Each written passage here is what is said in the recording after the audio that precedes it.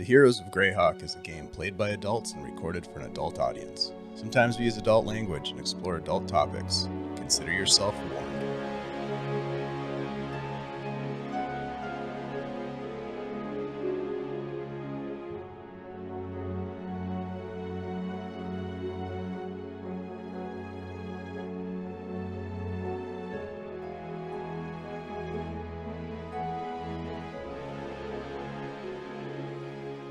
Hello, everyone, and welcome back to the Superior Adventures Guild.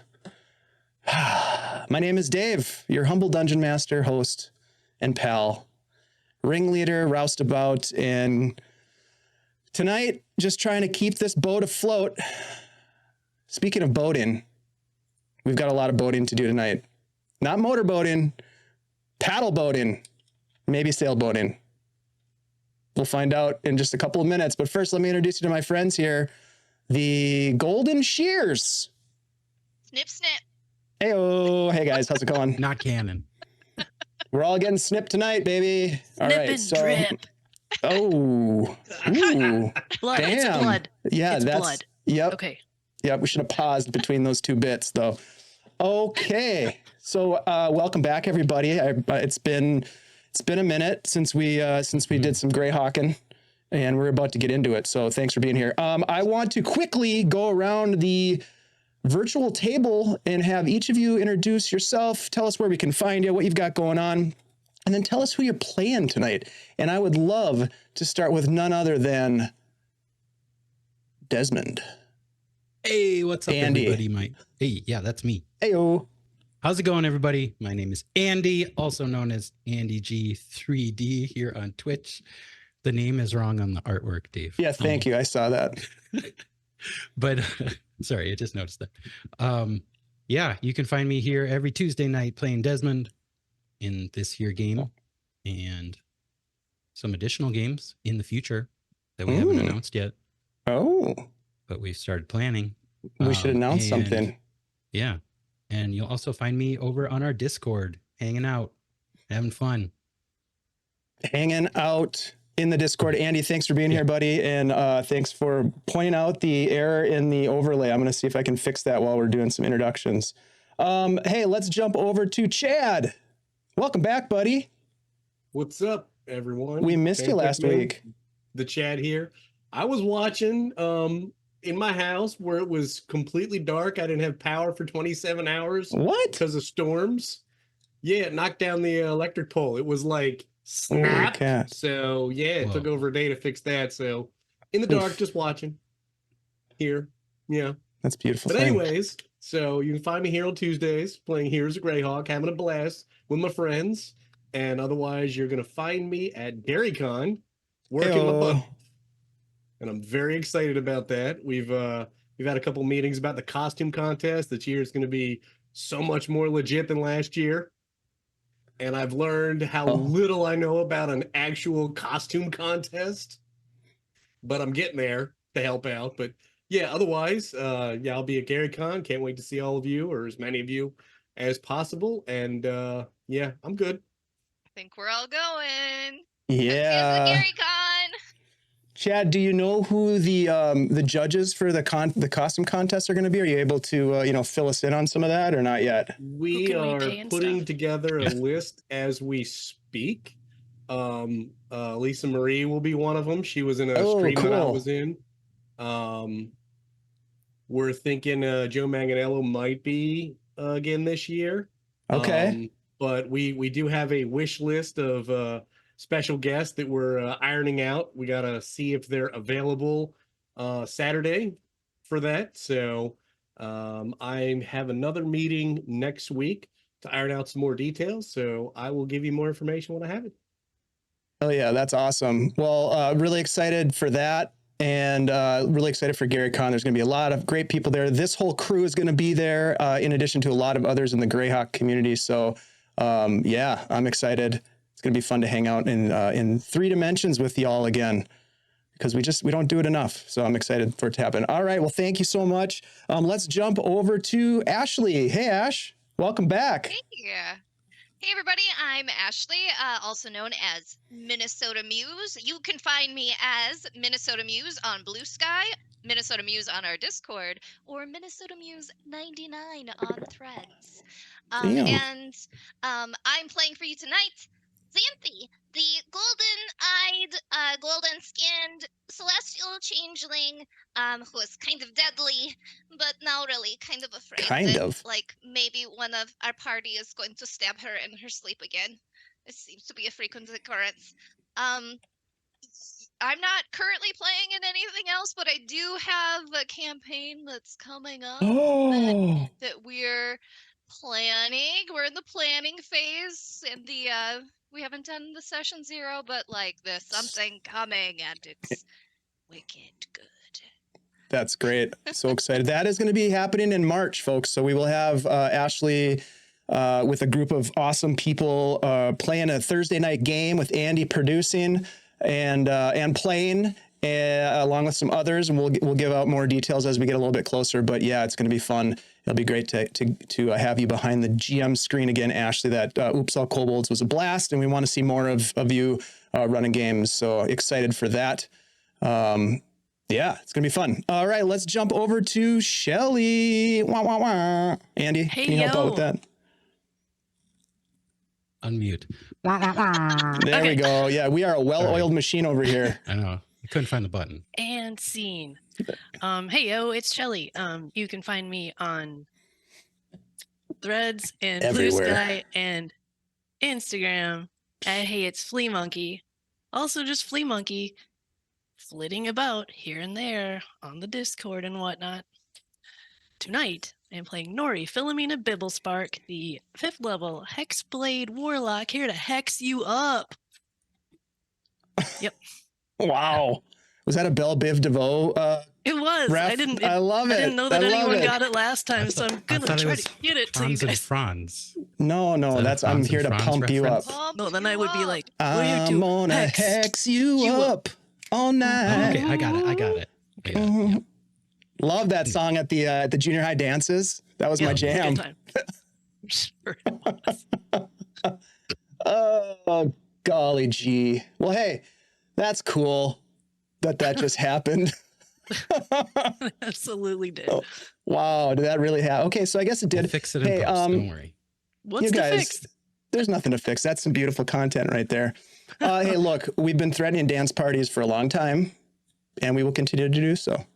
Look, We guys, glad that we're back. We are going to play some D&D here in a minute, I promise. Just want to give a shout out to our long-term sponsor, CZRPG, who's been with us from the beginning, and we appreciate their continued support. So if you have an opportunity to go check out their good stuff over on their Patreon, please do. We love their stuff. They support us, and we like to in turn support them. So go check out their stuff. We encourage you to get involved with all that good stuff. And I think, if I'm not mistaken, that would be the end of our what you would consider to be our intro announcements and whatnot. We do have, as you probably guessed, a quick recap to get into. In the last session, the Golden Shears ran off into the night, navigating their way through the forest, the dark forest, in search of their missing riverboat captain and first mate. The voices of your lost companions calling out for help and pulling you deeper and deeper into the wood. You called out to the voices, bidding them come to you, but instead of your companions, you drew forth the old woman who'd visited your camp earlier in the night. Suspicious of her intentions, Alrin cast Dispel Magic, and the old woman disappeared, apparently some sort of an illusion. You pushed on. You found yourselves attacked by a pair of fleshy amalgamations, massive corpses animated by arcane energy and built from various body parts that were like stitched together by their creator. One of them carrying a squirming sack, the captive first mate. Moments later, a woman's voice called up, commanding her undead minions to rise from the earth. With Xanthi's spiritual guardians provided defensive cover, And the party made short work of the minions, though the golems were able to knock Alrin unconscious at one point, and he was brought back from possible near death. I did my best. Xanthi brought him back and he quickly cast cloud of daggers at the woman, now illuminated by a green glow. She retaliated by covering the party with magical webs. And then she disappeared in the darkness. Now you broke free from the webbing, you dispatched the remaining golem, and you freed the first mate from the sack. And then you chased after the woman in search of your captain. And with a bit of investigation, you found an entrance to a cave. You delved inside and found the woman's lair, the macabre workshop of arcane chemical and alchemical devices. And sitting in a chair, your riverboat captain. The woman greeted you, introduced herself as Nylara Shadowbane, and shared a homebrewed libation while Alrin kicked up a haunting tune on his lute. For the song, Nylara shared with you some information regarding your quest. She told you that the Black Hand camp lay not more than 3 miles to the north. She told you that the group was led by an individual named Vrendren. She commented that this individual was skilled in magic. With a flash, you found yourself back in the forest, your guide leading you back to the campsite where you finally took your rest. And that, my friends, is where we are going to rejoin the story. But before the day breaks, I'd like each of you to give just a brief description of the dream that your character is having in the deepest part of your sleep cycle and during the deepest and darkest part of the night. And I'd like to start with Nori. Nori, as she often does, is dreaming of dudes. She's dreaming of Earl. He's swimming in the water, had to take all his clothes off to do something, but he's suddenly attacked. Something terrible is getting him, and as things happen in dreams, sometimes he morphs into her brother. Not even the dreams are weird, right? Sometimes the weirdest things happen and people morph into other completely unrelated people that are also important to you, and that's what's happened here. And now her brother's being attacked, and there's blood in the water. Nori's getting a little, I guess, kind of, it's turned into a nightmare, let's just say. And he disappears under the water. He doesn't come back up, and the water's all red. I think she wakes up breathing pretty heavy, pretty freaked out. Yeah, that sounds terrifying. You do wake up freaked out and a little maybe disturbed by what you saw, especially given some of the other things that are going on outside of the dreaming realm, in the real realm, the questions that you have. You do, however, manage, despite the terror in the night, you manage to benefit from a long rest. Well, let's go next to Alrin. It's been several weeks since Alrin didn't sleep decently enough, but the events that happened with Nylara showing 2 different forms, not necessarily shape-shifting, but definitely able to have an illusion, just triggered the memory from years ago. At first, he thinks of his childhood growing up, training with his sword, with his mother, Sefli. She was much more acrobatic, great with the blade, action, adventure. You know, she pushed the limit to her and her husband's adventures, you know, fighting evil monsters, being paid to do that. He wasn't as close with his father, Kulsarin, but he had some good memories of him. But he really knew and felt a kinship with his mother, which was why he spent so much time learning the trade from her. And, you know, he has memories of them dancing with the swords and learning the different moves, and his sister Saralana laughing in the background, watching his younger sister. And the good times, it sort of fades into that night that he remembers coming back from some training with some friends, and something didn't seem right with his mother for perhaps 2 weeks. She seemed a little off after they got back from their adventure, her and her husband, hunting. He doesn't know what kind of monster, he didn't really ask, but she seemed different. But he came back to a horrible scene of a creature that looked sort of like his mother, that wasn't facing him, but instead was standing over his father's body with these long claws digging into him, mouth extended, teeth ripping out his face and his throat a bit, and then slowly looking over with evil in its eyes. Ulrin shouted, screamed at the top of his lungs, and yelled, "Run!" And his sister, who he saw in the other part of the house, was out the house first and ran out and went right, and he went left, and they ran as hard and as fast as they could. It seemed like for hours. He ran until his legs burned. He could feel the weight in him, and his feet were pounding, and his head was pounding, and he was breathing heavy and sweating and white, and he just kept running and running for miles outside of the city.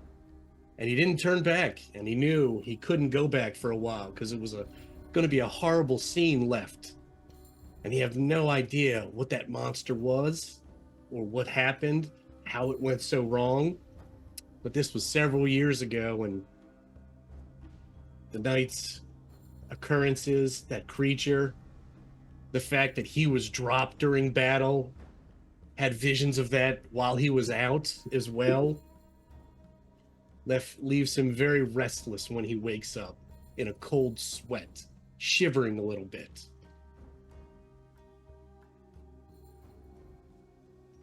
Very intense dreams that people are having on this night. For some reason, things that have gone on over the last couple days triggering memories, triggering those little nodes of your brain cells to fire off these very detailed and disturbing memories or fantasies.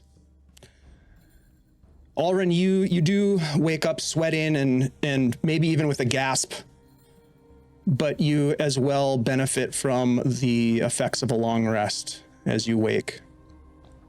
Next, we'll go to Desmond. And thank you to Downrider for giving us some advantages for the players. Thank you. Des is fast asleep. He's dreaming of. He also has a river dream.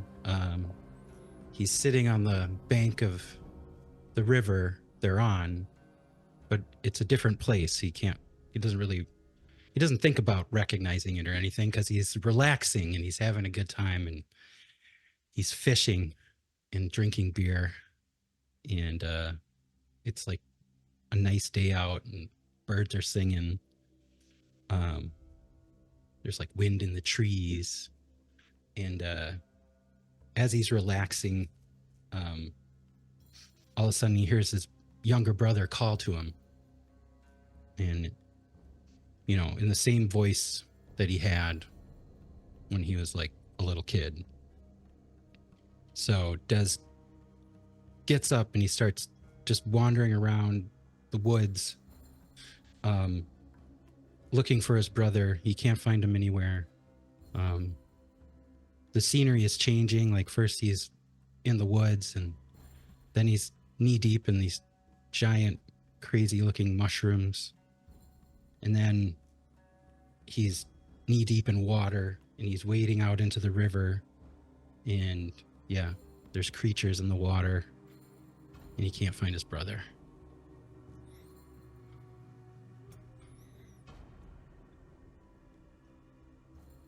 And with that, you wake up from your dream, also feeling slightly panicked. You look around, you see that you're in the woods, you're on a river, but it's a different time, it's a different place, and you sort of gather yourself.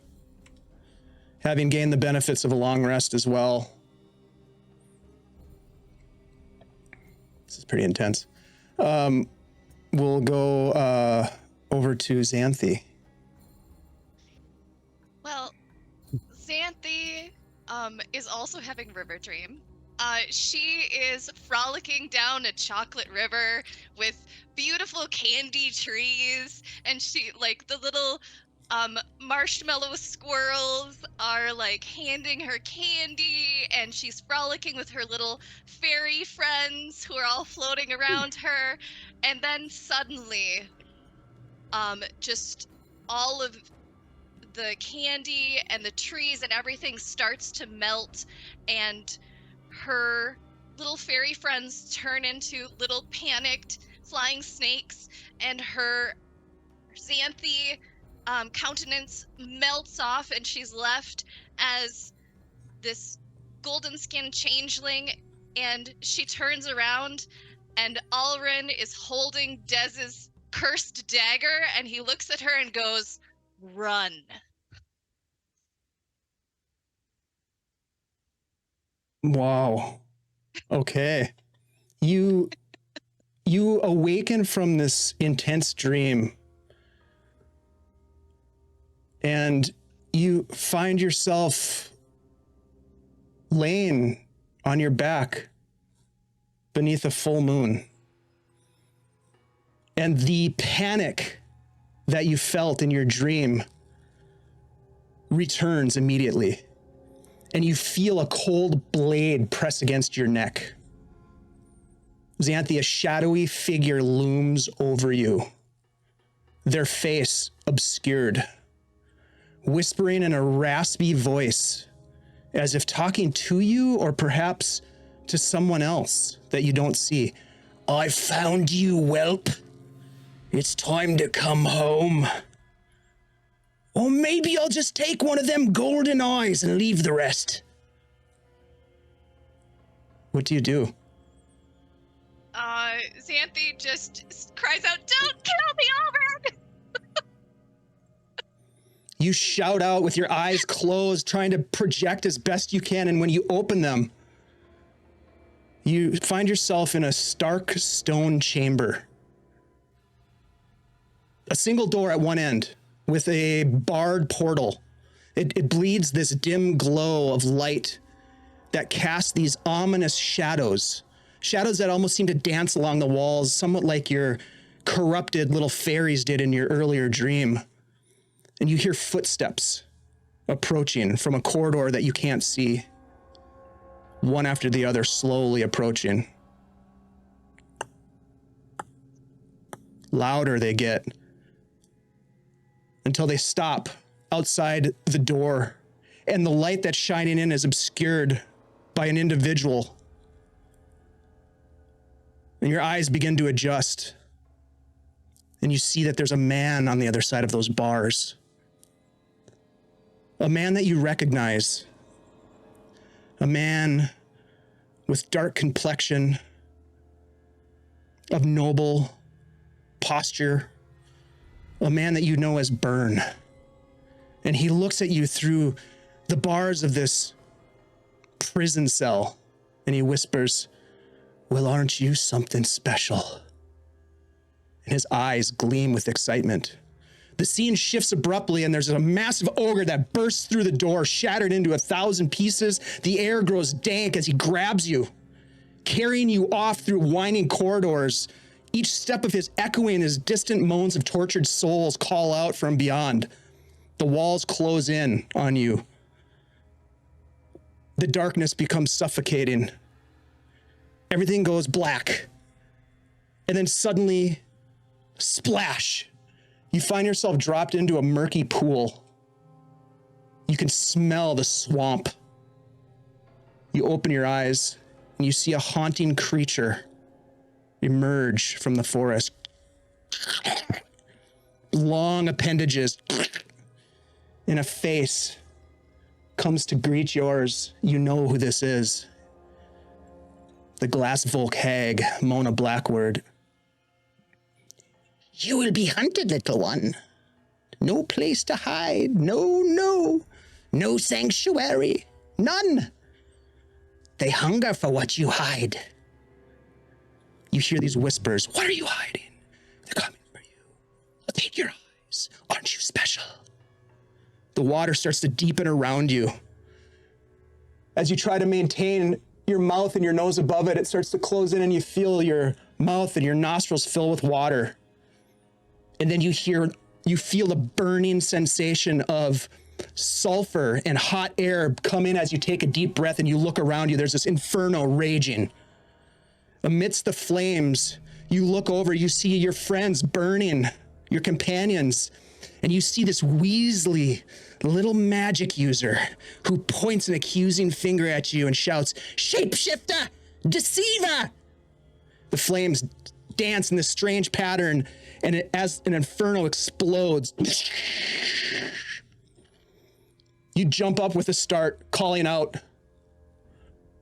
Your friends, who are standing there themselves, rising from their slumber, look over at you. Sweat dripping from your brow, Xanthi.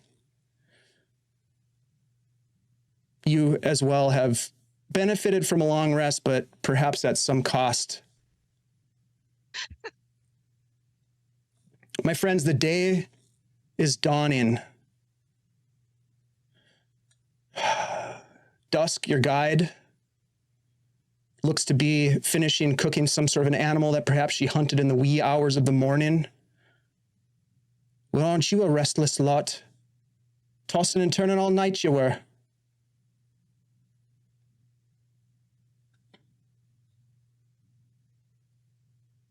Is this an after effect from the drinks we had? Do you think? I mean, she made those. You actually drank it? Yeah, I drank it. I didn't drink it. I didn't either. I just kind of like pressed it to my face and then didn't drink it. Okay. I did one of these. I always gotta try it. Always gotta try it.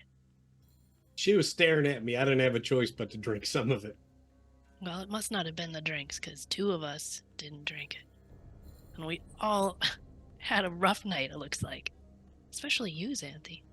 Are you all right? Yeah. I think I died or almost died several times. That was bad. You know And what they she say. kind of like inches away from Allrin and towards death. You know what they say, if you die in your sleep, you die in waking life. I've heard that before, you know. It's Is that really true? uplifting, Dusk. Thank you. Wait, no, but I don't think that's true. I mean, because I think I might That have can't be died true. a couple times last night. I'm still here, right? It And like is she leans over and she like pinches Nori. Do it again. She pinches her again. See, Maybe- right? You're here. We're awake. Let's have Not some sure coffee thing. or something. Let's have some coffee. Yeah. Coffee and some food. We've got things to do today, don't we? What's the plan here? Plan? Well, we're about 3 miles away from the camp. We got a magic user, could be problematic. McKinty's there sometimes, from what we're told. We can't just roll in and murder everyone, right? I mean, we need From the McKinty river. alive. They'll see us coming a mile away. I don't think we Right. can roll in and murder everyone. We probably should bring somebody back. We were asked to bring McKinty back. hmm I don't think he's the biggest threat there. I wonder, do we know how many of them there are? She didn't give us numbers. She just talked about that Vendrin? Bandrin? Vandrin? Yep. Is there an A in his name? Her name? Vandrin? I don't know. It could be a girl. Well, they're probably gonna be the biggest danger, right? Magic user. Feel like as long as we sneak up on them as opposed to us getting snuck up on like last night, I think we have a bigger advantage that way. Smart. That's a smart one. Do we? All right. So maybe about half a mile away, we, get off the boats and move on land.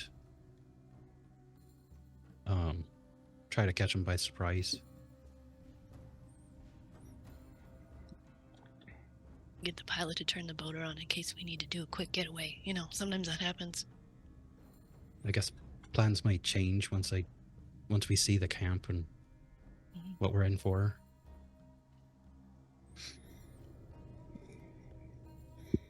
So we'll get off the boat and sneak in.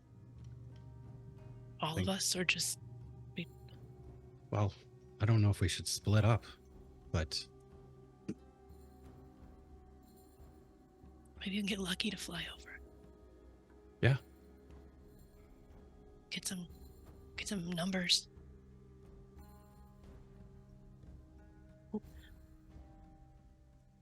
So, our objective, though, is to take McKinty back and free up the booze, right? Yeah, I mean... We should If we can- recapture anything they've got. If we can break up the blockade, basically, of goods that they're keeping, that would be advantageous. I know the troops want the liquor. I get that, but liquor, food, all the supplies are being held up. So if we can break that up and get McKinty, that's a double win, actually. They must have someplace special to hide all that loot they've been stealing, unless they've got transport taking it elsewhere. Yeah, so they've got to have either a camp or like maybe a cave around here where they're storing everything. If there's one thing I know about Talib and McKinty is that they grew up on this river and they know the ins and outs. There's all sorts of places to hide around here, backwaters and hidden spots. Coming in, if it's a half mile out. If they know all about this area. They might already know that we're here. They might. The other problem is we're on a timetable. We only have so long till Star Day when things may go down. Star Day? What's happening on Star Day? We got a hot date or something? We're not sure, but we think there's going to be some activity. Sandy little thinks birdie somebody told might us. have a hot date. Little Right. birdie told me. I Yeah. mean, it's either gonna be a super romantic rendezvous or something really bad, because it's often something really bad. Well, I've had some super romantic rendezvous that turned bad as well, so they're not mutually exclusive. Well, that's not something to look forward to.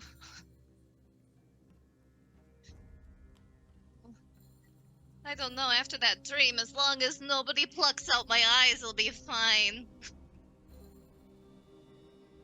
Oh, jeez, that sounds terrible. An eye-plucking dream. I don't know. Now, why Everyone would someone want wants to my pluck those? eyes. Why would someone want to pluck those things out of your head? They're beautiful. I don't know either. Some people are real creepy, though. Well, they do say that sometimes dreams will tell you things about your future or your past. Like, people want to pluck out my eyes? Well, no, not necessarily that, but perhaps it's some sort of metaphor, perhaps, of like, maybe you're not seeing something right, or maybe you're hiding something, or who knows? It could be anything.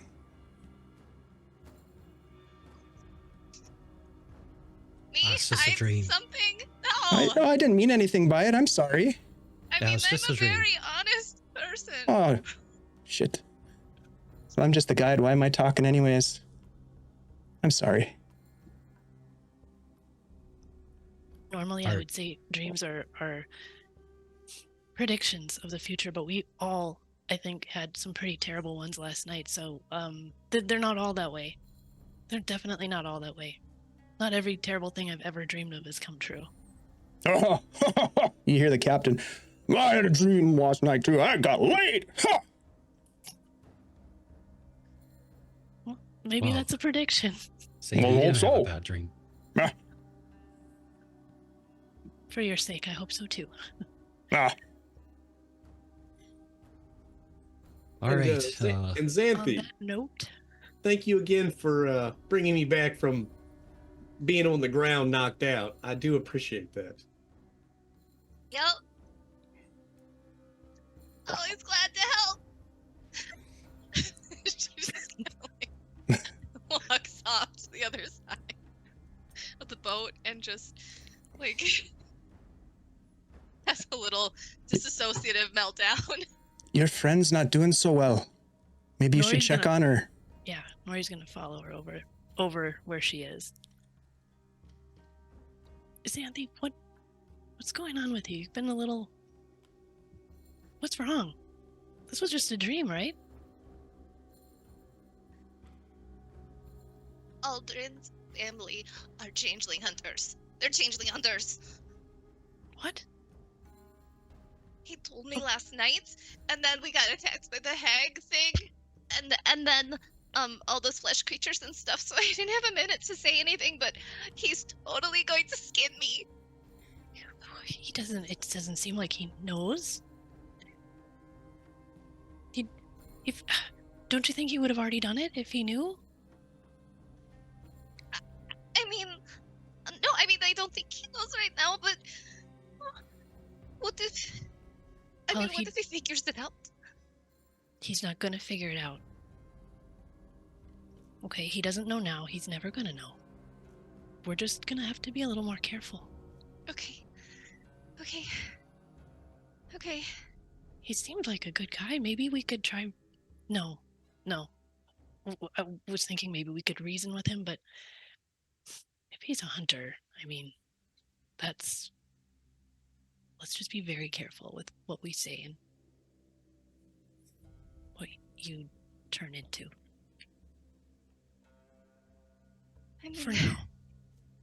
with all the dreams, I wanted to like maybe change to something else because I was afraid that my eyes would like, be some kind of a tell. But if I change everything, then he'll really know. Everybody, the world is full of all kinds of different eye colors. This isn't an indication of anything. I'm sure. Your beautiful golden eyes, maybe they're the only ones out there, but that doesn't necessarily mean anything. That's what we're gonna say anyway. I wish I had, that thermatological thing that you could change the color of your eyes. I don't think it works like that for me. Like, I think I have to change everything. It's gonna be okay, Xanthi. Okay. I will not let anything happen to you. Okay. I put my arm around her shoulder. I guess I can't. I put my arm around her waist. Come down here. You're gonna be fine. Okay. We'll get through this together. Yep. Dusk looks over at Desmond as she's sipping her coffee. Your friend's gonna be okay then. This is gonna be kind of intense. They seem like they're a little on edge. Oh, you don't need to worry about them. Well, I'm right worried. Look at them. She's crying. The other one's hugging her waist. Don't mind it hurt. Okay. I've seen her melt people's faces off. All right. It gets bad. Don't worry about her. She'll be fine. I hope she's got the nerve when it counts. Pretty bad. What about you? You ready for some action? I mean, some combat action? Or some sneaking around? I mean... Yeah. No problem.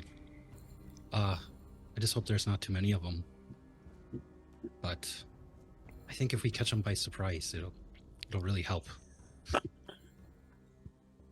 Yeah, I think that's a good plan. What about you? Your blade sharp enough yet? Getting there. Oh, yeah. There. You ever killed a man with that blade? Yeah, many, actually. Because I noticed you bonked a few on the noggin and brought him in. Good Good on ya. Yeah. No, I've killed plenty of people that were bad people. You know, you get a bounty on you. You know, it's because you've done something wrong. I don't just kill for fun. I mean, that's not my thing. Well, that's good to know. Kill to survive and to, keep up the law. Well, I'll tell you one thing, this job here, if there's an opportunity and a need, don't be trying to take McKinty alive if you have a shot to kill him. I'd rather have him die than get away. It's worth a lot to us. Oh yeah. I'm hoping to bring him, and if we can bring a couple more back, that'd be great too. Alive. Don't have a lot of faith in the spellcaster though. They're tough to capture. Greasy. I've not heard of this one, Vrendren, but never underestimate someone who's got command of the arcane arts. Well, I'm gonna get my things together. Good coffee. And Dusk goes and starts getting her pack ready to go. And then she hoists it into the small little skiff that you have and awaits your plan as you gather your things and prepare yourselves. What do you want to do? It's like mid-morning. You slept a little bit later than normal because it was a late night and you were interrupted from your rest, but so it's probably mid-morning at this point. I'm gonna go up the river another 2.5 or so miles with Captain and Firsty. Yeah, Des is gonna, get all prepared. Start loading up the boat. Xanthi's gonna fix our dummy, who did such a good job being a decoy for arrows, and kind of change his position a little bit so he's no longer like fishing. He's, like sitting on a barrel or something, but still like front and center, like so that he would be potentially the first thing people would shoot. Or he's going to pack away the tent in a way that might air it out even just a little more if possible. You could try. Trying. You could definitely try. All right, so you load your things up. The captain is ready, and the first mate shoves the boat back into the river as you begin to make your way north on Imerdy's Run. Everybody, as you're going, what are you doing? What kind of things are you doing while you're on the boat? You really don't have to do a lot of navigational type stuff. You've got a captain. Are there other things that you want to be doing during the journey as the boat heads north?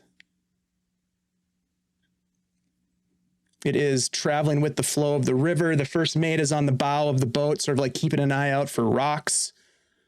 There is a cool chill in the air, and actually in some places you might even see, like in shallow little eddies and pools off to the side, there's like a thin layer of ice that's just starting to break up and float away.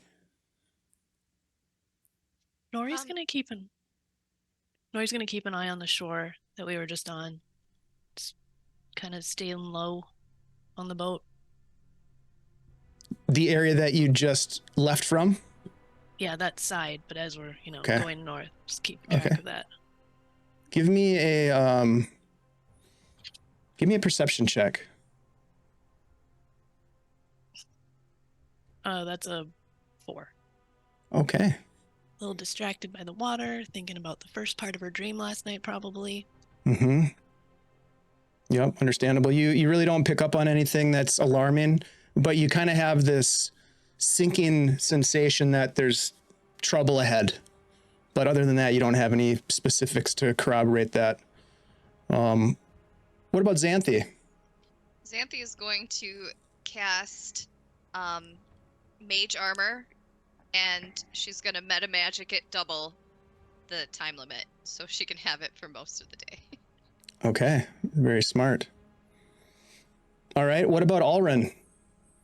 So right before we left, I would have used prestidigitation to sort of clear up our tracks a little bit, to sort of disguise that we were there as best as possible, get rid of the footprints and whatever we had.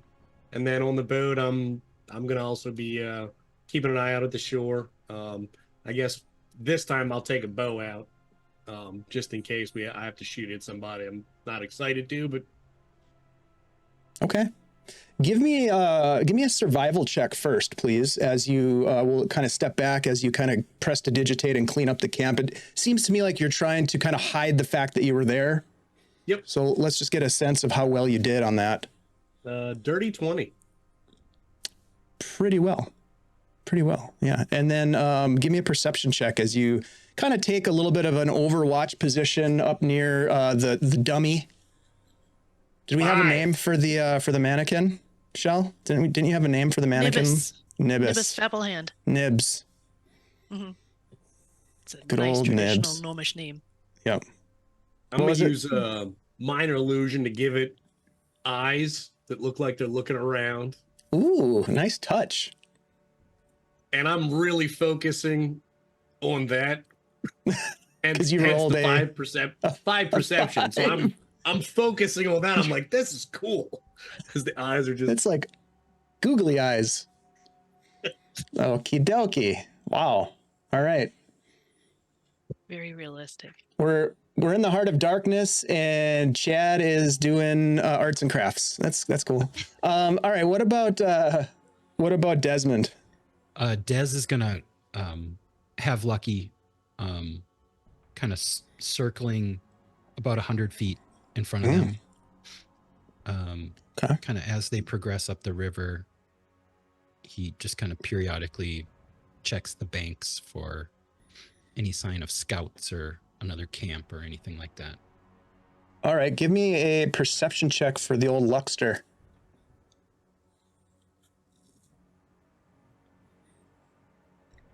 Just realized I don't have stats up. Hold on 1 second. I'm pretty sure he's +3.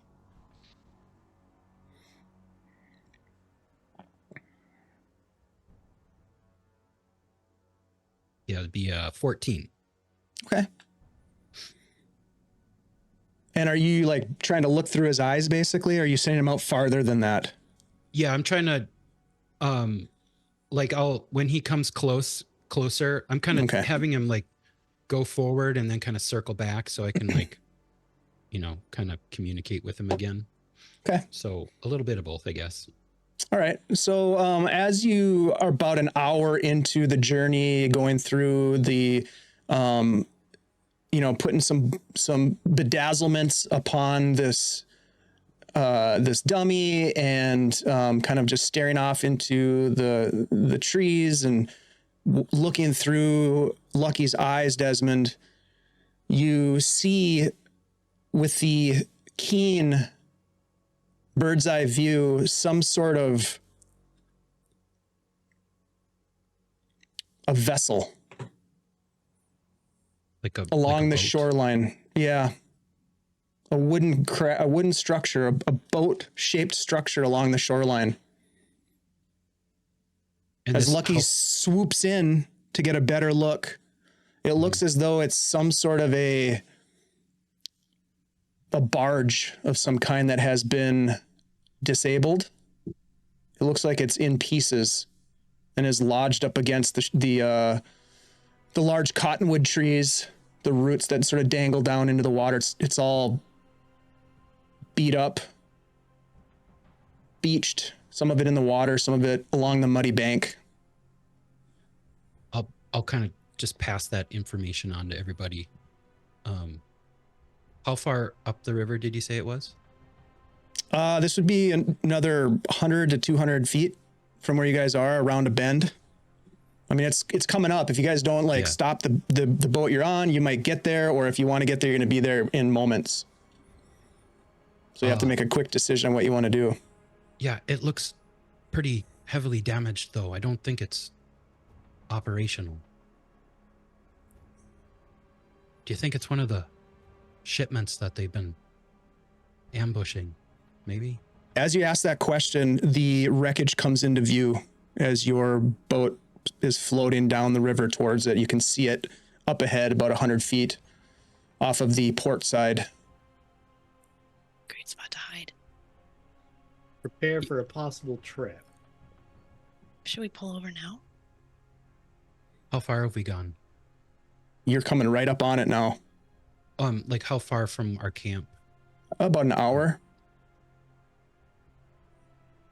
Maybe an hour and a half, somewhere in there. It's hard to tell when you're looking through the eyes of an owl for, Mhm. you know, how much time has passed. You get carried look, out, you you get a didn't see little any people, distracted right? by the view. No people. We should pull over now. You want me to beach it? What do you Yeah, guys think? maybe it'd be safer to pull over now. We'll go the rest of the way on foot. What do you He think, Dust? Easier to steers hide. it towards, he just listens to you because you have to make quick decisions when you're on the river. And he beaches it and moves it over. And the first mate grabs a rope. And when he gets close to the shoreline, the first mate jumps out, grabs onto a tree, pulls himself over, wraps the rope around it, and pulls on the rope as the boat kind of swings past. And he pulls it tight and pulls the boat up so that it's kind of lodged and sort of like with the water is kind of making it flow almost like it's going backwards. And he ties it off.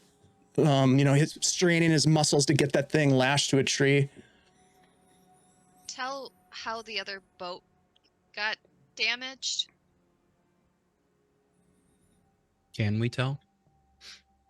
Not from where you are right now. Yeah. We could go investigate it. Maybe Or you there's would- some bodies or cargo. Or he's gonna jump off the boat and protect Firsty, just in case there's some mischief in the woods that sees him. So I'm just looking. Dusk comes over to you, Nori, and says, I'll keep an eye on the first mate and the captain if you want to go check it out. And you can see she already has an arrow knocked in her bow. Okay. And you look over at the captain and he's pulling out a short sword out of a concealed area next to where he sits. And it's in like a leather scabbard, and he just kind of like holds it in his lap. Where we are on the shore, is the boat in the water? Is it like crashed along the shore, like the wreckage? It's hard to tell from where you are right now because it's like both you and the wreckage are up along the bank of the river, so you don't have a good view of it, so it's unclear. But Desmond told you after his visual of it that it's partially in the water and partially up sort of into the muddy bank. And we're on the right side of the river, right? Yep. Yep. Okay, well, maybe we should sneak up and like make sure that nobody's, having an ambush. Yeah, let's go. Or let's go. Let's go check it out. We're sneaking though, right? We're not Yeah. running fast. No. Yeah. Okay, just Moving want to make sure. carefully. Okay. All right. Because I want And just to clarify, because I said port, it's on the left side. You're on the left side of the river. I forgot what I said, but I just remembered. So you guys are on the left river bank. Yep. Table flip. Start over. Hey, welcome everybody. So anyways, you're on the left side of the riverbank, and who's going to move forward? All four of you? Des will So- take the lead. Okay. Trying to find a quiet trail. Give me a stealth check, Desmond. All right. The tree line here is dense. There are some large sort of cottonwood and willow type trees, and there's all kinds of underbrush that is Whoa. pretty thick around here. 30. Wow. Yeah, Desmond just sort of like walks in very quietly ahead of you, Where did he go? being extremely careful not to step on any well, he doesn't disappear, but he doesn't step on any branches. He's like, his foot placement is like perfect as he's moving through this forested area. Who's following after him? I will. Okay, let's get a stealth check. Natural 20, so that's a 22. Wow, nice job. Nice. You as well are extremely careful, perhaps gaining a little bit of insight from where Desmond is placing his feet, but you're also light and nimble. Despite the thick vegetation, you're able to duck underneath and weave your way through very quietly. Who's going to follow? All right, let's get a stealth check from you, please, Xanthi. Can I use an inspiration? You can use, one of your advantages. Sure. Yes.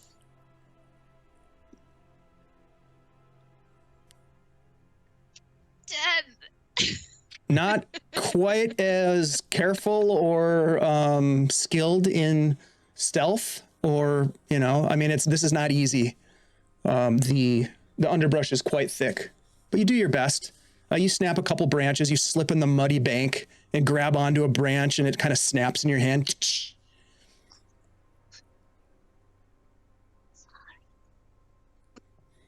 Alrin, are you gonna stealth it up? Don't fail me now. Also a 10. Okay. Yeah, you try to kind of reach out to help Xanthi from slipping, and you find yourself slipping down. Your foot actually slips off the bank and lands in the water, and your boot gets wet. But you pull yourself together. Slipper. Those are some nice boots. Desmond, as you lead this party through the woods, it's dark in this area of the forest along the riverside. It's thick. The canopy is thick. The underbrush is thick. It's wet and muddy. There's sort of the leftover moisture of the morning dew that still sort of covers things, and so it's slippery. There's moss-covered logs that you're sort of stepping over instead of stepping on because you're certain that you might slip. But you make your way to a point where you can start to see the wreckage. You can see worked timbers of the hull of this boat that stand out a little bit from the more natural trees and branches that lay strewn about. There's all kinds of debris on the sides of the river. You even see there looks to be like a net that's wrapped in with some of the wreckage. And you're starting to get the first glimpses of what appears to be a completely destroyed and inoperable barge.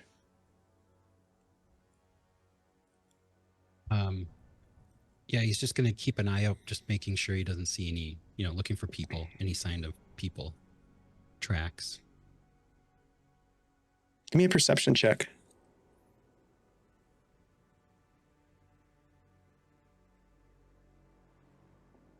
Uh, 14. Okay. You take a few more steps and stop. You look back at your companions and you look forward. You take a couple more very quiet steps forward and stop and look. You stand up a little bit from a crouched position to take another step. And as you look down to see where you're putting your foot, you can see that there's another footprint, a boot print, right where you were about to put your foot, and you kind of pull back a little bit and stop. And you look down and you can see now a print, another print. It looks as though there was tracks in here. This area is tracked. Certainly human-sized boot prints. Difficult to tell how many. It's hard to tell what size. They're old. It looks like they're wet, or maybe that moisture, or maybe some of the water from the river splashed into this area. So there's like these little pockets of standing water, but there's definitely some boot tracks here.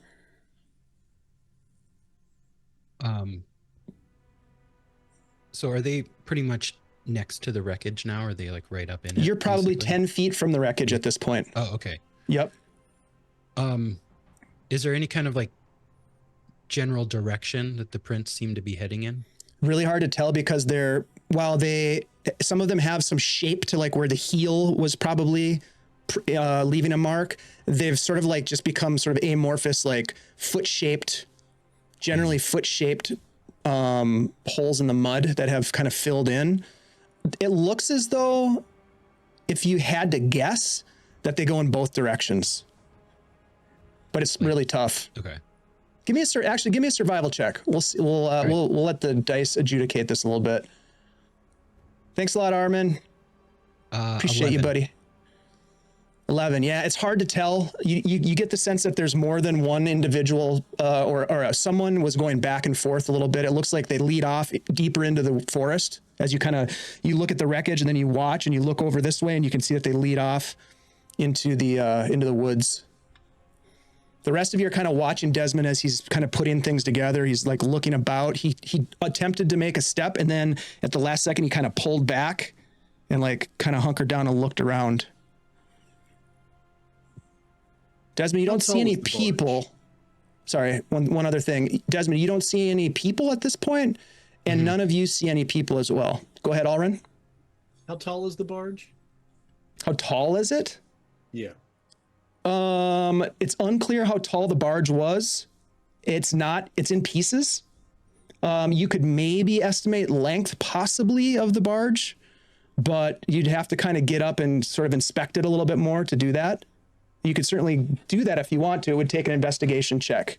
If you'd like to get up and sort of get right up to it. Desmond right now is in the front of the group, and you're about 10 feet away from the wreckage. So if you want to actually go up and start investigating, you can do that.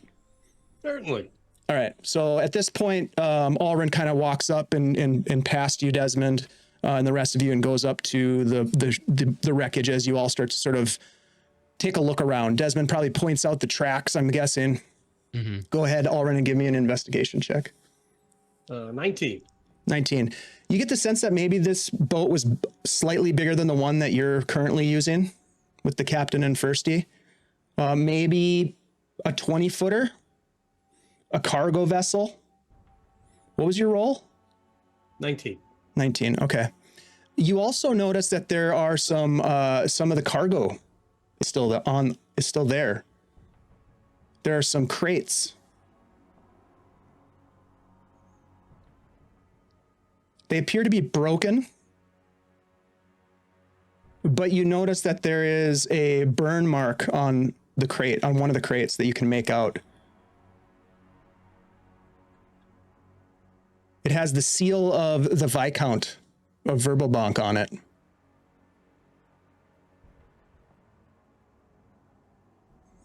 Ah, this must be some of the supplies.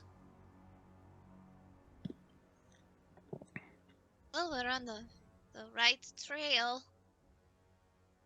This trail. Oh, sorry. But can anyone tell, like, where the footprints took all the stuff? Well, That's what Nori would like to do with her proficiency in survival. Is to follow the trail a bit of the tracks. Okay. With what intention, Nori, specifically? Just, well, I would like to know two things maybe, how recently these tracks were made, and then if I can tell how many different people have come out this way. Okay, 3 things, and then direction. Wow. Okay. All those things. Proficiency. Everything. I just want to know everything. Let me roll. Okay. Let me roll. Let's get a survival check, please. I'm rolling. All right. 18. That's pretty good. Nice. That's really good, Shelly. Congratulations. Thanks. A couple things. It's difficult to tell how many. The tracks, in most of the tracks that you see are degraded to some extent, but you see unmistakably the tracks of some sort of like a bipedal canid, like dog tracks, but 2-legged. It's on top of the other tracks or around them, as if it was maybe more recent. Do you continue farther down the trail? I would say you're probably 10 to 15 feet away from the wreckage, going deeper into the forest. You want to go a little bit farther? Yep. Okay. Give me an investigation check.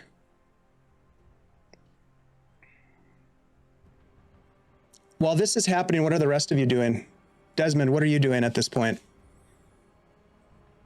Des is just watching Nori. He'll send off a message to her just to let her know to not wander off too far. Yeah, because she's gone past where you can actually see her. Like she's kind of gone off a little bit. So you'd send her the message and everything. Mm-hmm. How about Xanthi? She's gonna message Des while this is all going on, and she goes, "So I don't know if this is the best time to do this, but I think Alrin's a changeling hunter and he's going to murder me. You can reply with this message." I don't think that is happening right now. I don't think he's looking for you.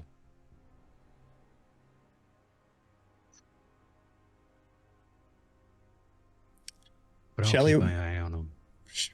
Nori, what did you roll for 12. your 12? Okay. Permission.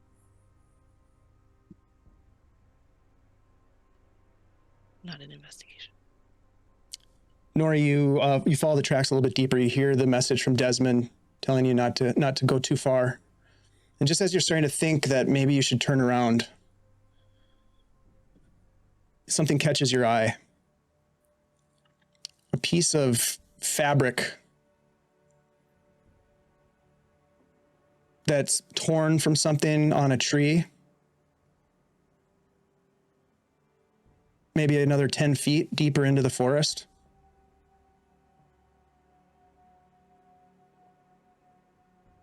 Does it look trappy?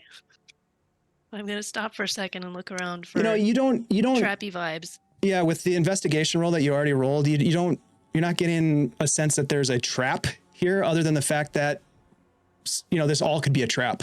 Like you have a general sense like there's some weird shit going on, and like we're gonna get into it. What is that piece of fabric? It's only 10 more feet from where I am. We'll Okay. creep up to it. All right. Are you gonna creep up like stealthy? Yeah. Give me I'm a going stealth creep check. mode now. Give me a stealth check. Alrin, what are you doing back at the wreckage while this is taking place? Would it be possible to climb up to check the crates using my fancy shoes?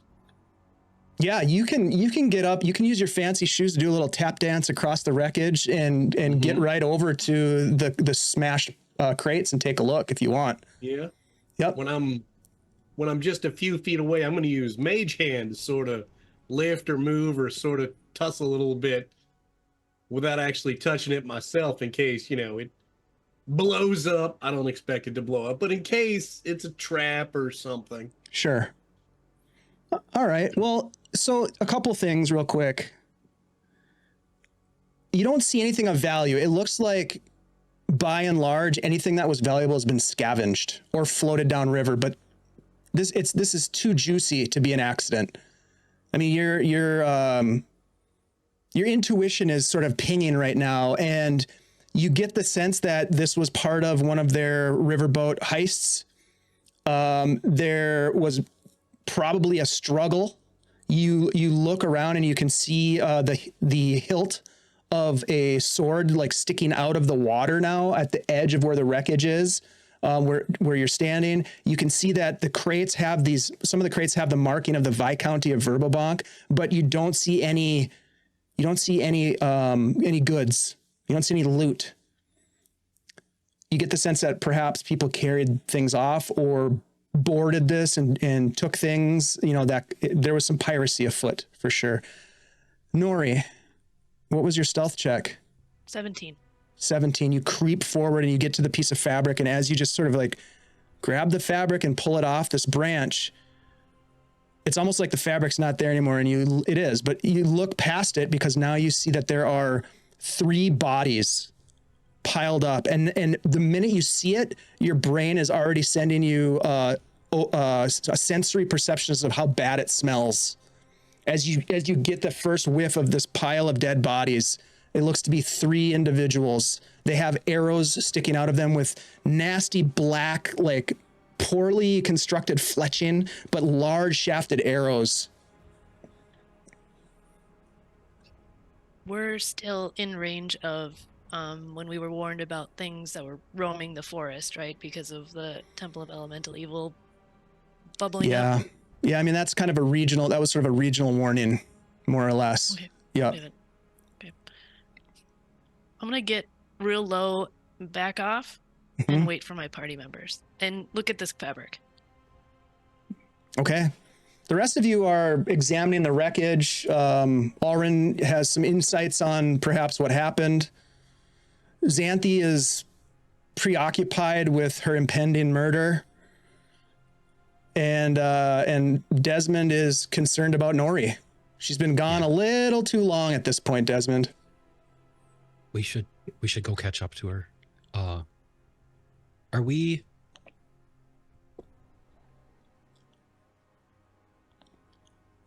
How far away are we from where we landed? You at the wreckage are probably about 30 feet from where your boat is lashed to the tree. And then Nori is off in the woods.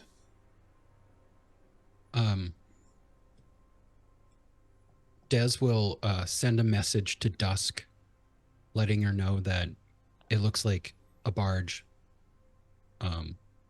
with Verbo supplies that was ambushed, definitely ambushed. And there are tracks leading off into the woods. And we're going to go investigate in case she wants to come along. I think I should stay with the captain and the first mate this time. Keep track of these two. Okay. Should we bring the boat up ahead or should we make ourselves hidden? Maybe pull in some reeds or branches or something to kind of conceal the boat a little bit. We'll have to pull back upstream a bit, but there's a spot we'd pass just not too far back, maybe another 30, 50 feet. That should be all right. Okay, yeah, he's just gonna motion to Alrin and Xanthi that they should move up to where Nori is.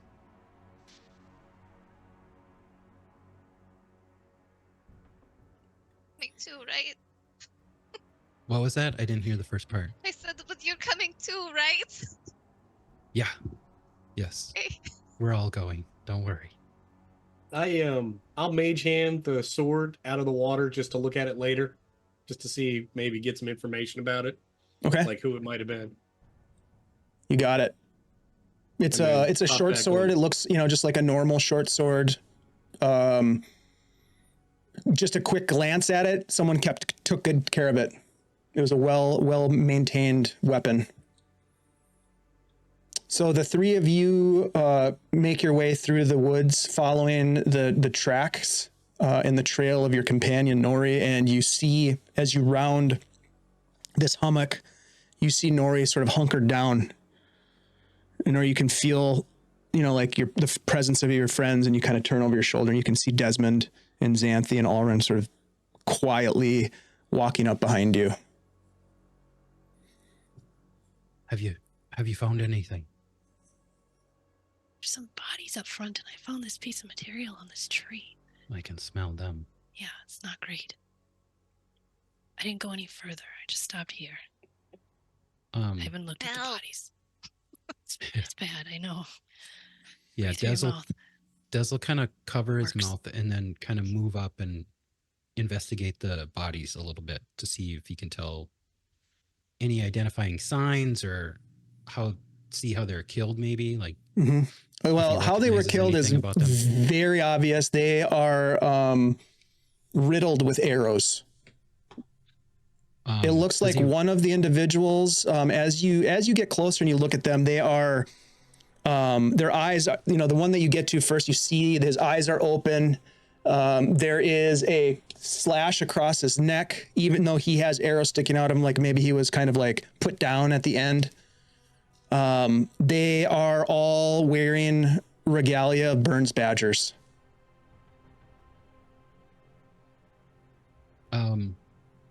Do the arrows look like they could have come from Knowles? In Dez's mind?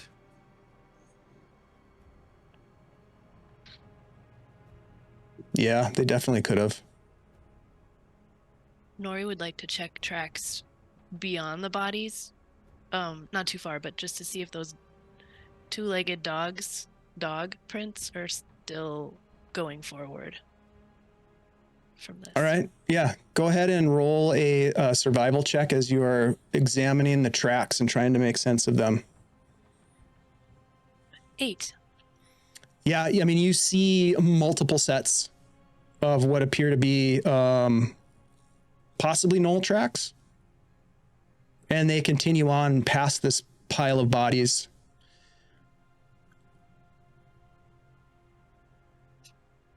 The trail actually looks like it's been used before.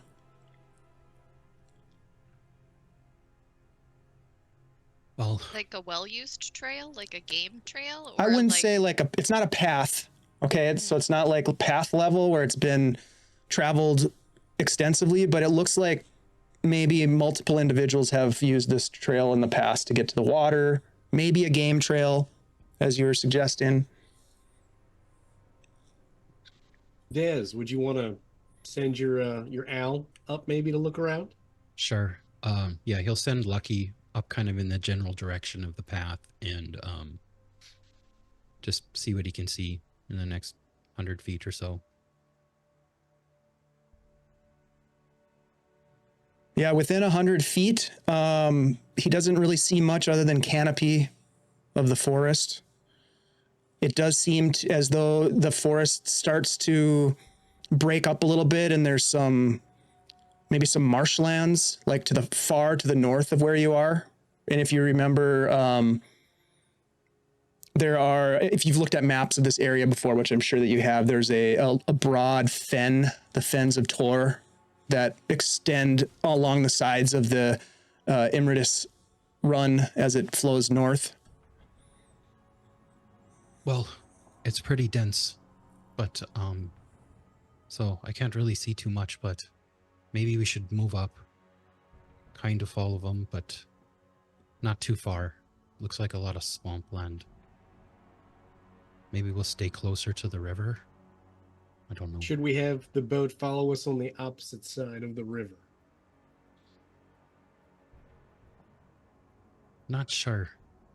It might be best to keep them out of it, but it's hard to say. safe where they are. If we end up drawing attention, they'll come after us. It looks like gnolls, doesn't it? Like, I feel like it does. Does it smell like gnolls around here? They would know what gnolls smell like. Give me a perception check. Natural 1 It smells like for a total of a 4. wet, earthy forest. 6. No, can't smell them. Normally you can smell them when they're coming. It is not in your favor. all I can smell are the corpses. That's true. Yep. All right, maybe we should keep following these tracks. What do you Can I think? check one of the arrows to see if maybe it's poisonous or it looks anything like that? Yeah, sure. What do you look at? Well, I guess they're deep into the body, so I guess I would check maybe the wound to see if it's discolored in a way that poison would do. Any kind of liquid around it that wouldn't be blood or anything. Okay. Yeah, give me an investigation check. That's a great idea. 26. You look at the entry wounds and you do not see any necrosis or any sort of like residue of anything. But you get the sense just by looking at the dimensions that the shafts of these hefty arrows are buried deep within these unfortunate souls. Longbow fired at close range.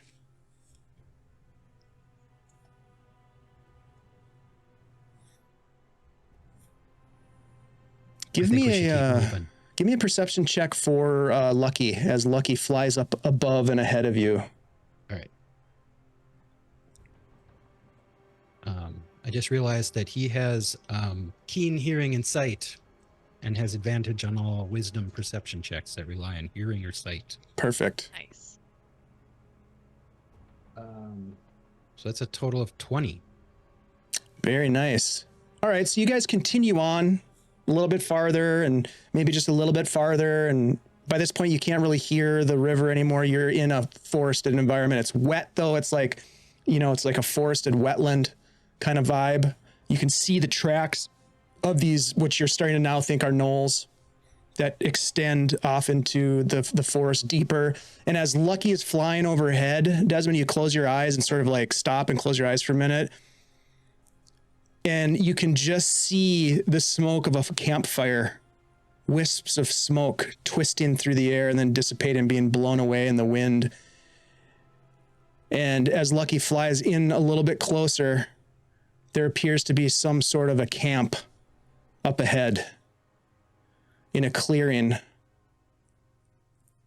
that, my friends, is where we're going to go ahead and take a break. So we'll come back after the break and find out kind of like what's going on around here type stuff.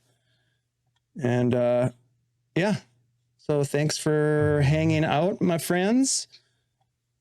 We will be back in just a few short minutes.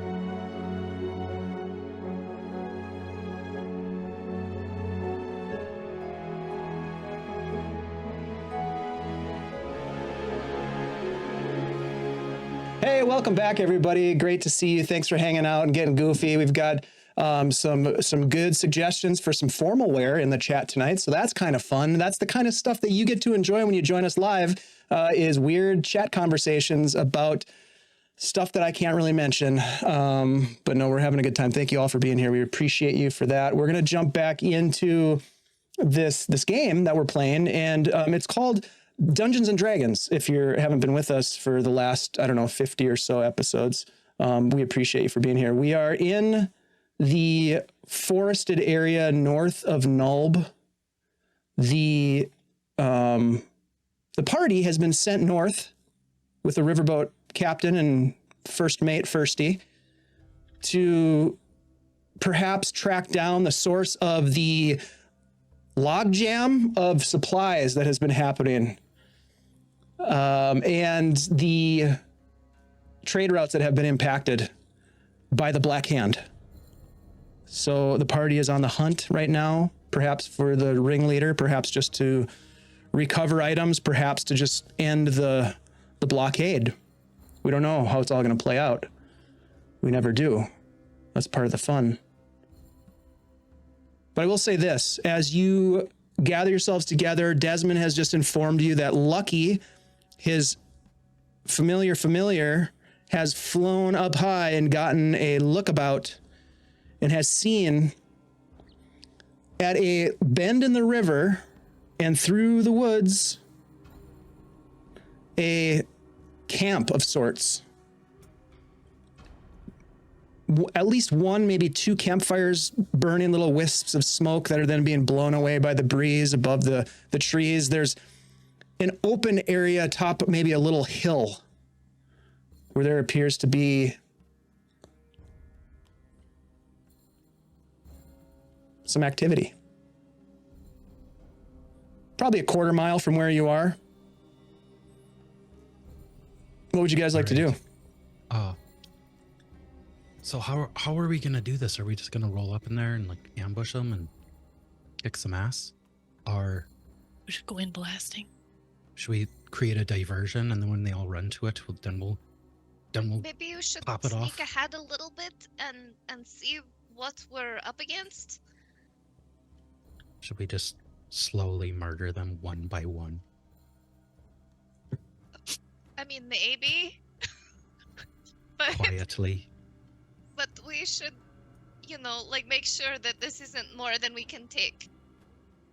That's true. We're also not sure who's up there, right? I mean, We have to get closer.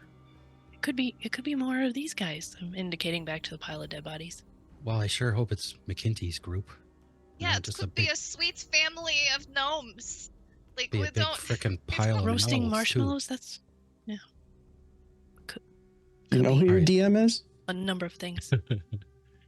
Let's move up and see what we can see, Okay. and try not to get caught. Perhaps when we get closer, I can make Xanthi and I invisible.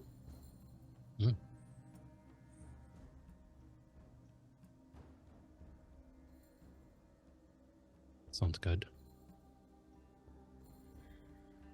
Let's go. Let's go.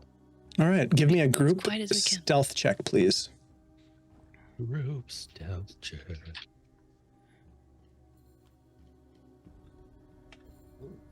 Great. 21. 15. Okay. I'm trying to feel if this is the time to use advantage. Well, you have to use it. You have to use it ahead of time. So if you want to That's do why it, I'm talking about it. Yep. 6. 18. Okay. all right, not bad. It's not easy going. You can follow the trail a bit, but it is again not a very well-worn trail. It does generally seem to be leading in the direction that your familiar, who has come back and sort of perched on a branch above you, has been able to communicate with you telepathically that they're about a quarter mile away. So you continue forward, doing your best to stay as quiet as you can, and eventually the game trail that you're on pops out at a more well-worn path.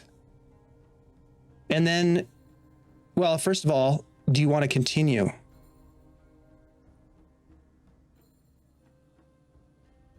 This game trail kind of intersects a path that comes and sort of like continues on. Oh, okay. You could go left or right and follow either direction on this more well-worn path. What do the tracks tell us? The tracks seem to go in a northerly direction. And that's the Makes general sense. direction of the camp that I saw, right? Mm-hmm. All right. Yeah, I think we should go that way. What if we go? We What if should we probably start not going take the main off-road? trail right into the camp, though. Yeah. So, We got these guys behind us. yeah, we'll move off the trail like 20, 30 feet and kind of try to move parallel to the trail,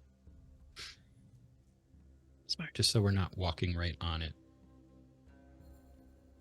Okay. You get the sense that it's going to be a lot harder movement and more potential for slipping, snapping branches, things of that nature, but you could totally do it.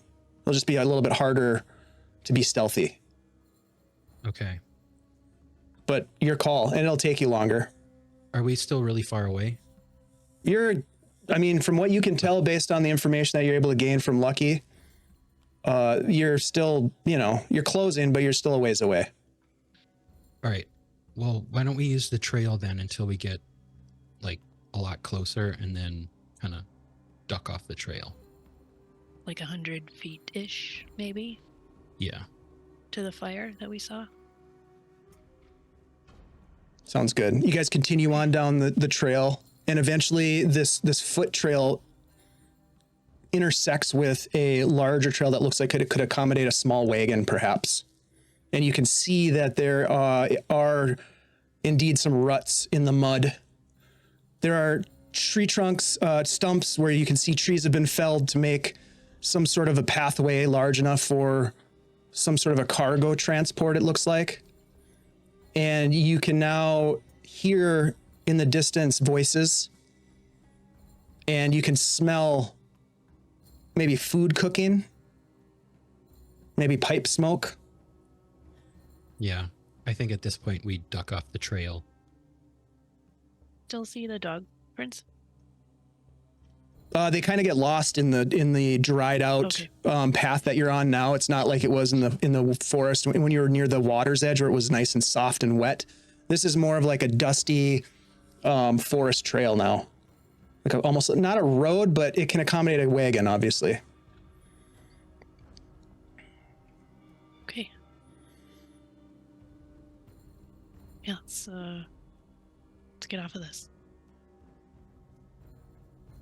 Whole village going on here in the woods. This has got to be it.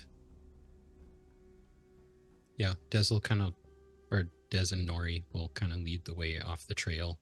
Okay, so at this point, you know, you're probably, from what you can guess, maybe within 100 feet of people. Mm-hmm. So any precautions or preparations that you want to make at this point? You mentioned the invisibility spell, that kind of thing. This might be the time to do it. Now's the time. Okay. So you and Xanthi go invisible. Is that correct? Okay.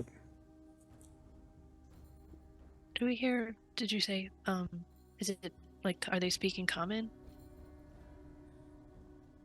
You're not quite close enough yet where you can make out voices, but what we'll do is I'm gonna have you guys give me a stealth check as you continue forward, and depending on how this goes, you should get close enough where you can start to, if they are speaking a language, you know, maybe make out some things.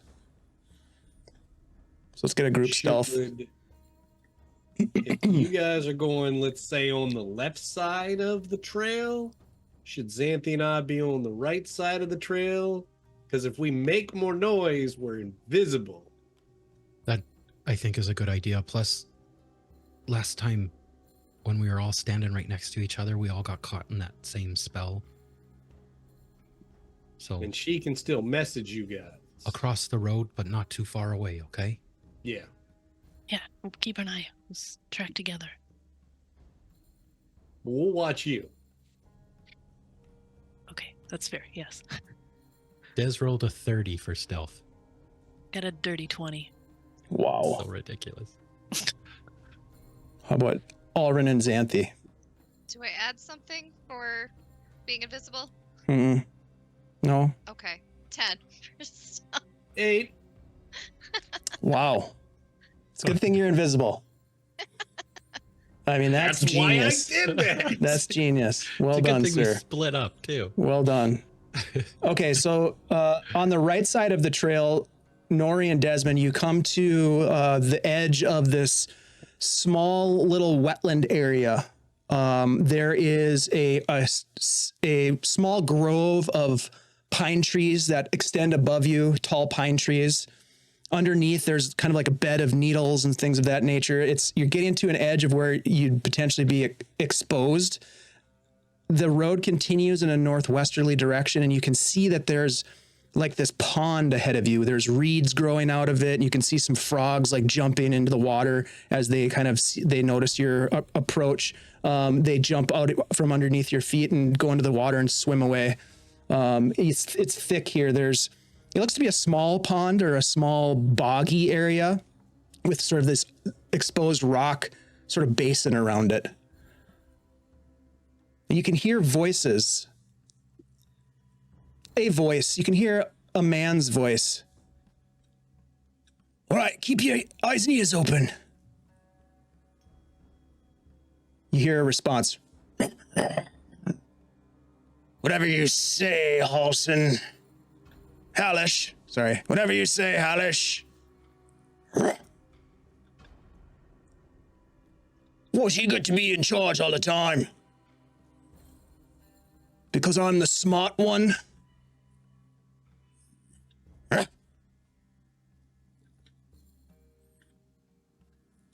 Based on my previous experience, are these gnolls? The pieces are starting to come together. The tracks, the arrow shafts, the barking and growling. I mean, they were speaking common, but yeah. You get the sense that there might be some gnolls up ahead. So Des is going to have Lucky fly up into a kind of like a high tree that he can see somewhere nearby and see if he can get like a good, owl's eye view of Sure. the layout Smart. of the camp. Give me a stealth check for the owl.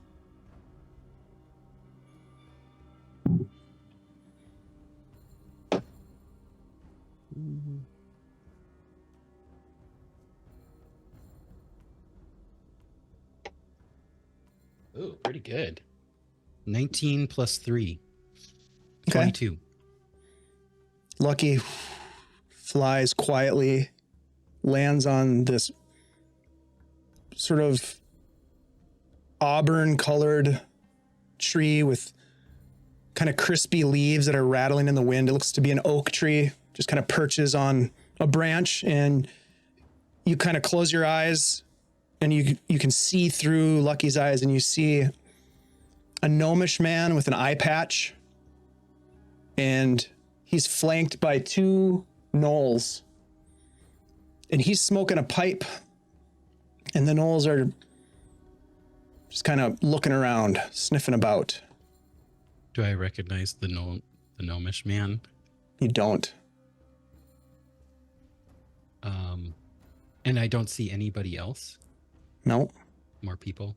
no, Okay. not from that position.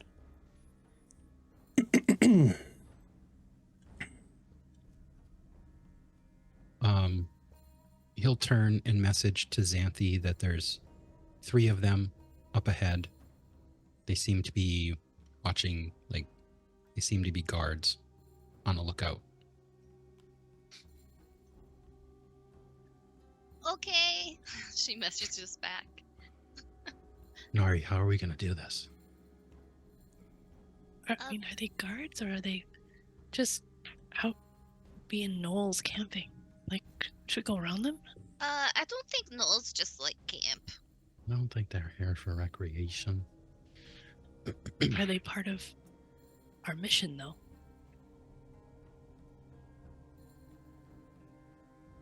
Probably. Well, let's get them. I wonder. I'm ready to go in blasting. I still think we should. Eldritch create a diversion. blasting. Yeah.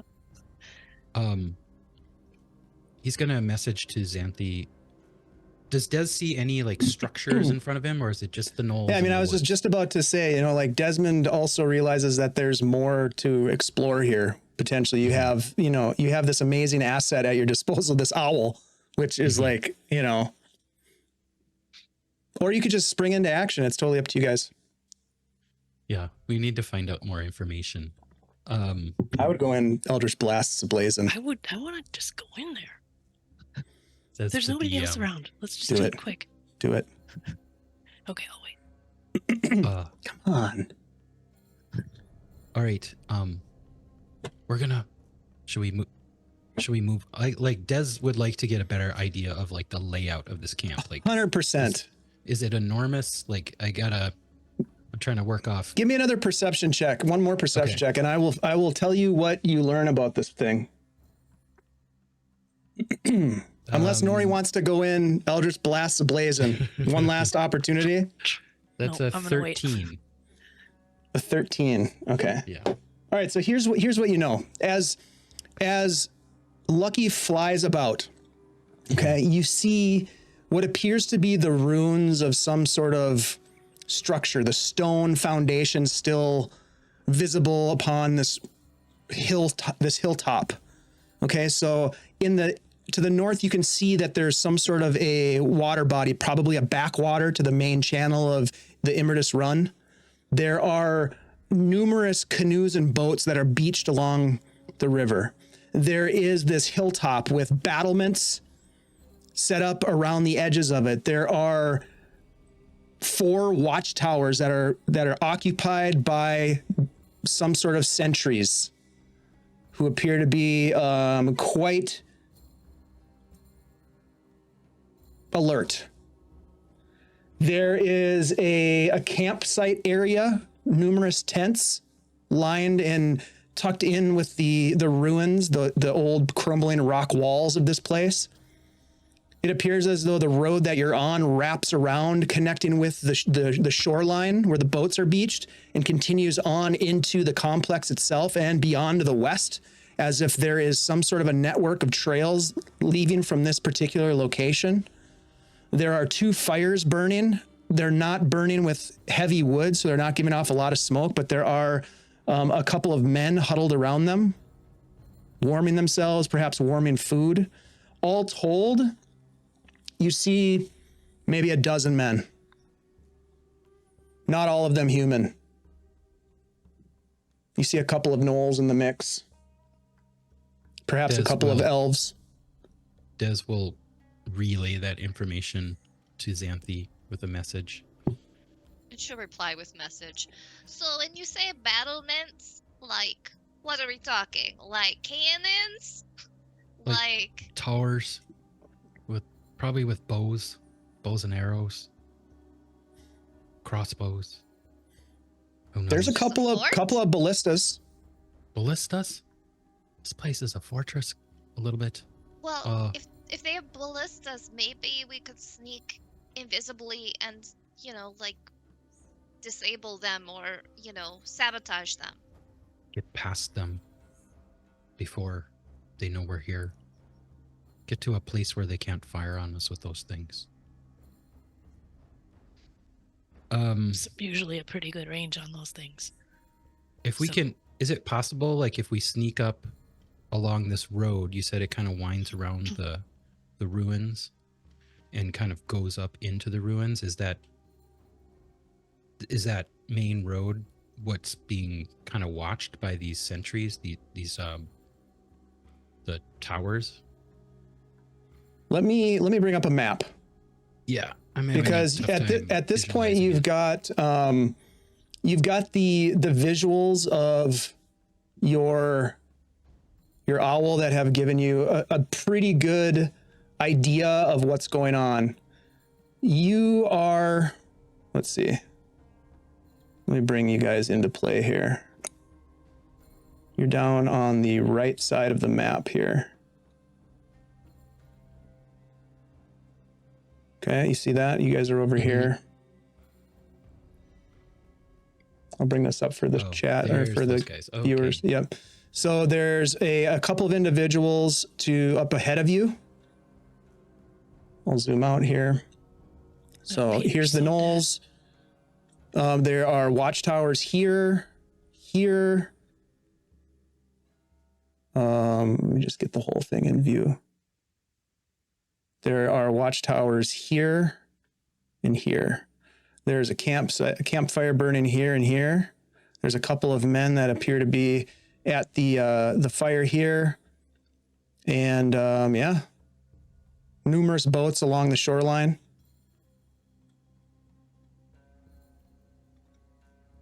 What is that?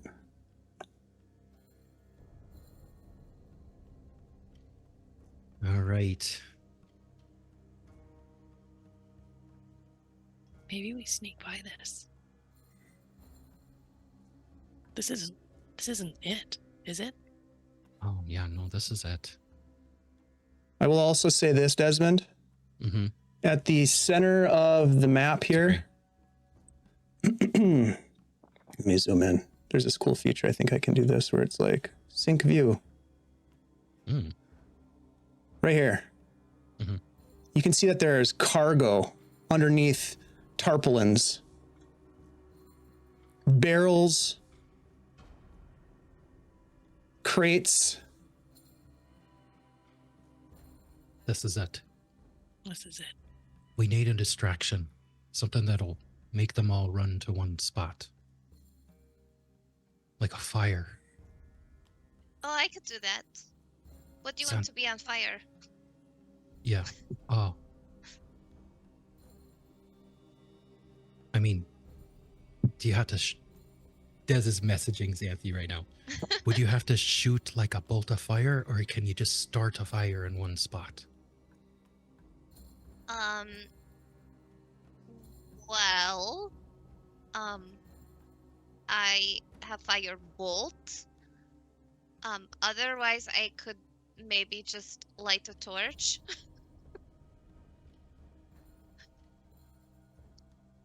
Hmm.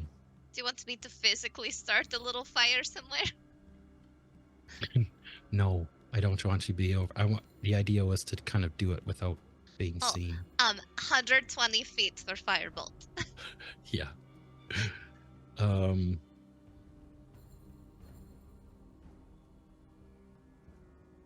All right, either that or we just go in one of these entrances and pop it off.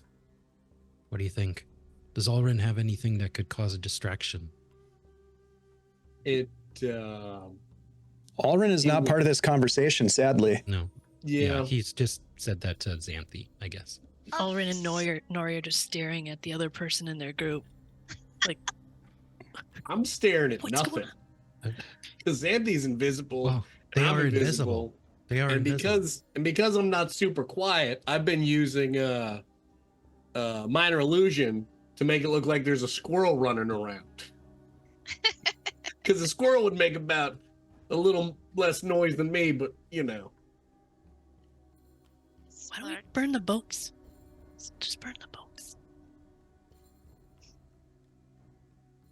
So if I Maybe you're muted. if I use The guards are between us and the boats. like a shape water Sneak cantrip, would that make me visible? Oh, yeah. It would. Should only be attack. I think it's casting a Anything spell.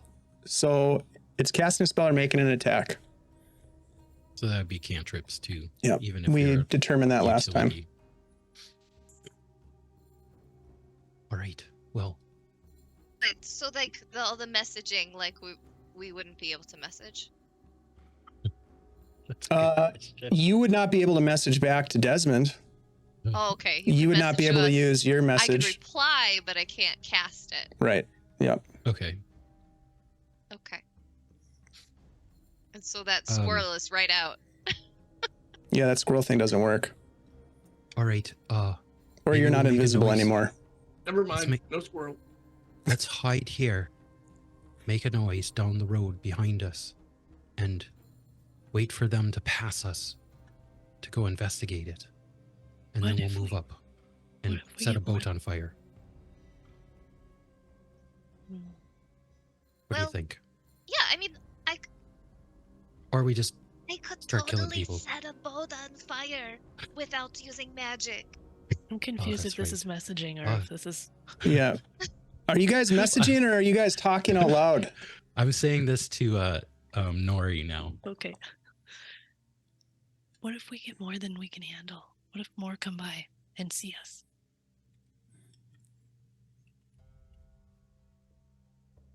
How confident are you that we could take out that first guy right there? Quietly and quickly. I've seen some of your shots. I mean, pretty good, but I don't know. Does he look hardy? He looks kind of scrawny to me. I think he looks real scrawny.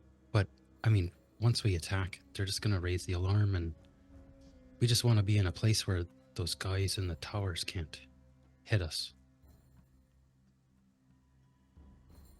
But it's gonna go off eventually. We just want to be in the right place when it does.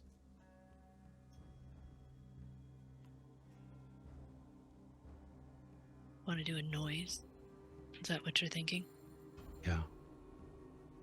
I can do an illusionary noise back behind us. How many feet? I can do 30 30 feet. feet. Yeah. Yeah.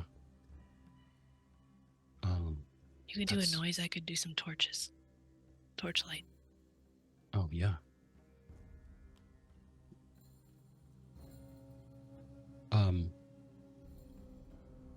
So Des will just message Xanthi that they're going to try to make a distraction behind them so that these guards in front of them will kind of pass by them.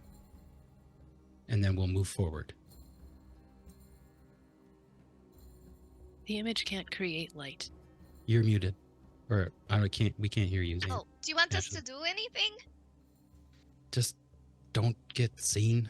And if you do get seen, start killing people. Okay. Start shooting. So you can basically, where that circle is on the map, roughly, that would be 30 feet from where you guys are. So you could create a distraction It's not approximately too far. there. It's real close. Yeah, that's real close. Uh, Maybe we just make it.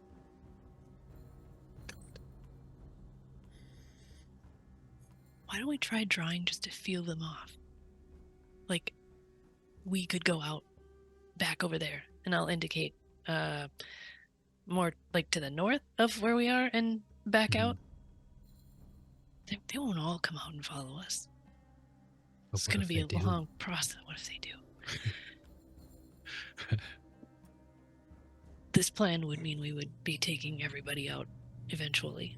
You can see as you're whispering that these individuals that you've been hearing talking early, the two gnolls and Hallish, the gnome, have casually made their way closer to your location.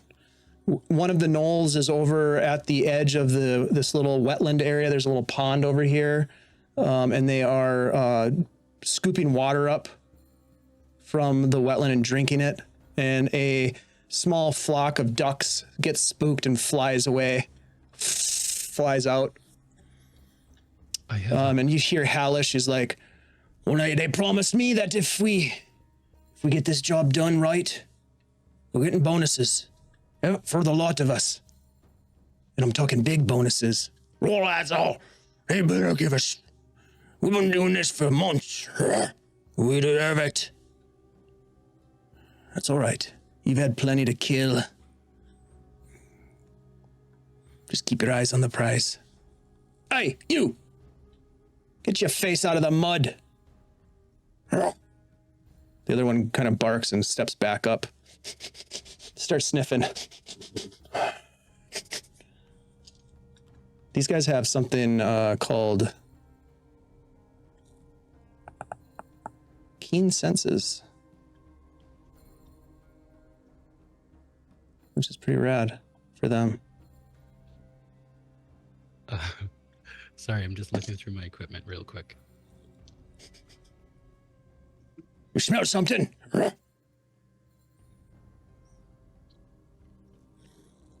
We should back away a little bit. I smell lunch. I'm hungry. I could hear that. They're smelling us.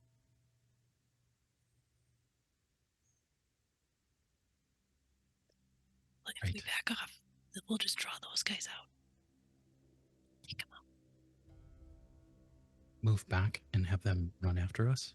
Yeah, Nori's backing up already. All right, Give me a Des will stealth start to check as follow. you start to Yeah. move, both of you. I'm going to do this with advantage. Thank you, Doc Shoulder. Thanks, Doc. 23. 14.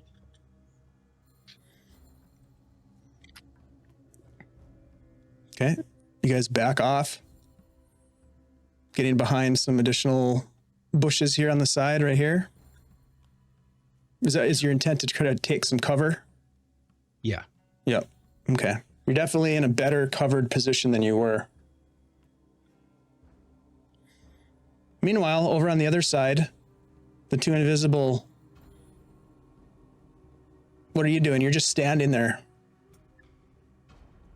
Looking across the path, looking over towards where your friends, you can see them sort of move away from the side of the road. Should we make some noise so they come over here? And then our friends can shoot them? Or should we, like, sneak into camp?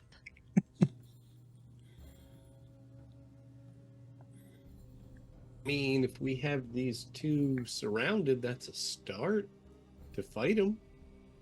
Okay. And then Xanthi will lean over and she'll, like, shake a tree branch.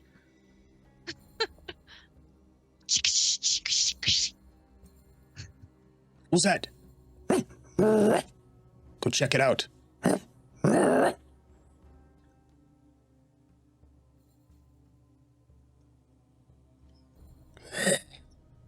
gonna back away a little bit from where she was.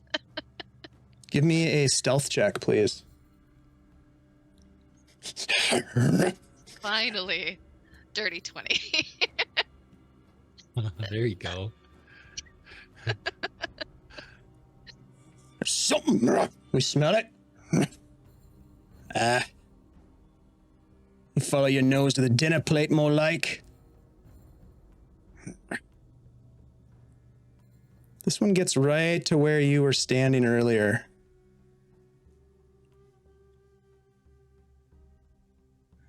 It's gonna take a look at the ground and sniff the ground. Probably nothing.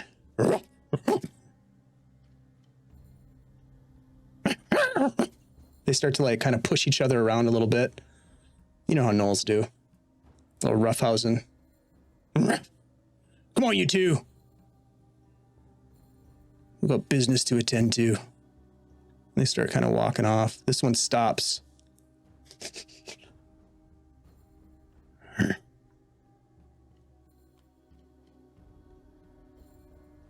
All right. We just gotta go for it. Nori's gonna rustle a branch right here, where she is. Dez is gonna pull out his crossbow, and let me just see what kind of range we're working with. Yeah.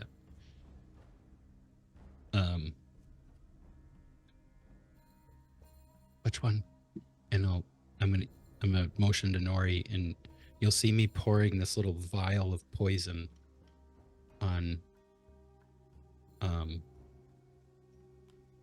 on the crossbow bolt. I got Nori, this off one of the. Nori, what's your AC? What's your armor class? 18 with my shield. Do you have your shield up right now? Probably not.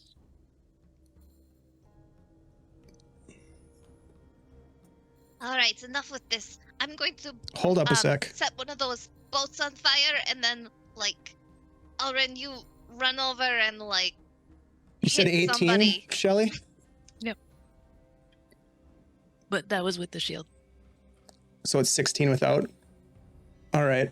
You do have some cover. Yeah.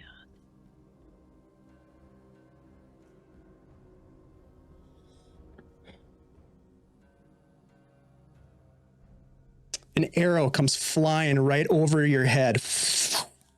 Right past you. You see something? Something's moving. Maybe dinner. Kind of gets into another position. The other gnoll knocks an arrow as well, and now they are locked on to where you'd shaken that branch. Both of them sort of ready to shoot, looking. He's going to loose another arrow in your direction. Goes right over your head again. Dangerously close. They shooting at Nori or at Xanthi? They're shooting in the general direction of where Nori shook the branch to get their attention. Ah. The other one is going to take a shot because his buddy is taking two. Goes not even close to where you are, Nori, but it comes very close to Desmond and kind of goes right into the trees behind, disappears. Come on, you two. Quit horsing around.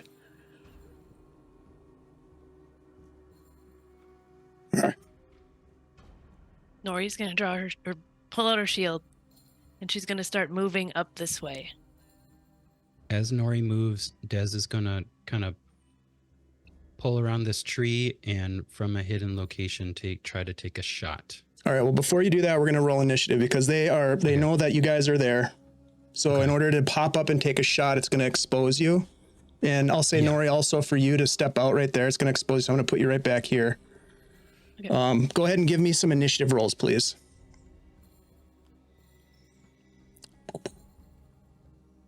Jesus. And give me a second, and I will. And that goes for Alren and Xanthi as well. Pretty much horrible. It's all right.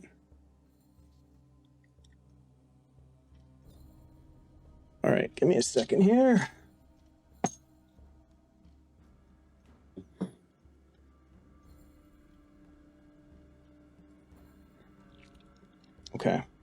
25 to 20. 15 to 20.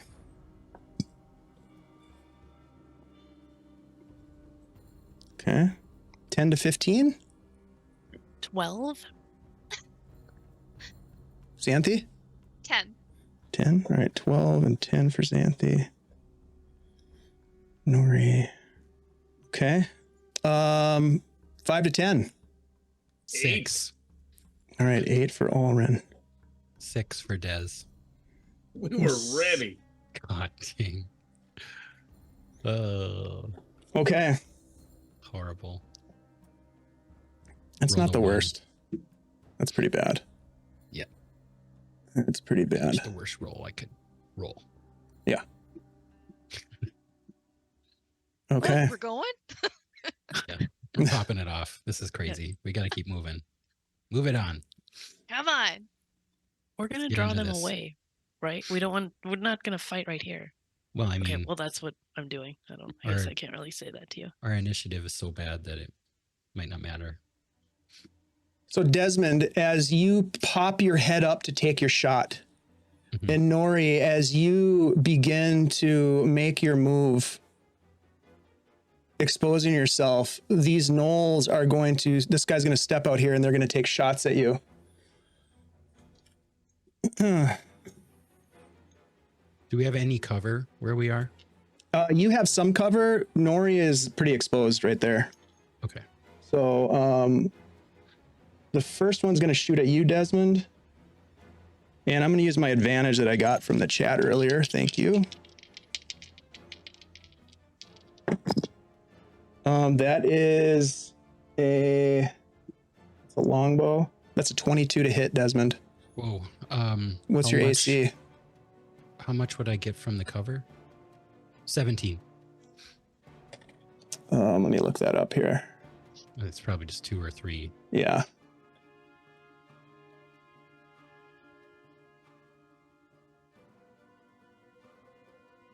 Yeah, you get a bonus of 2 to your AC. Okay. So it's going to hit you.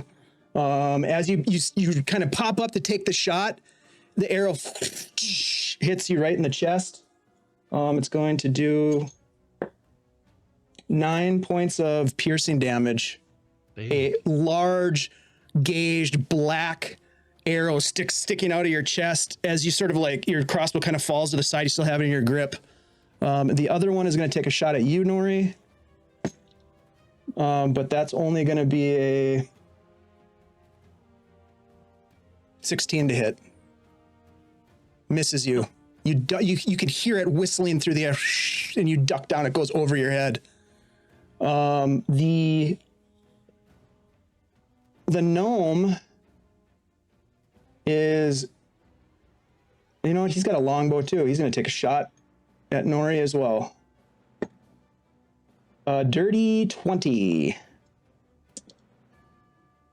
7 points of piercing damage as you take an arrow. All right, boys, we're hunting. You hear a call from out in the distance. You got something?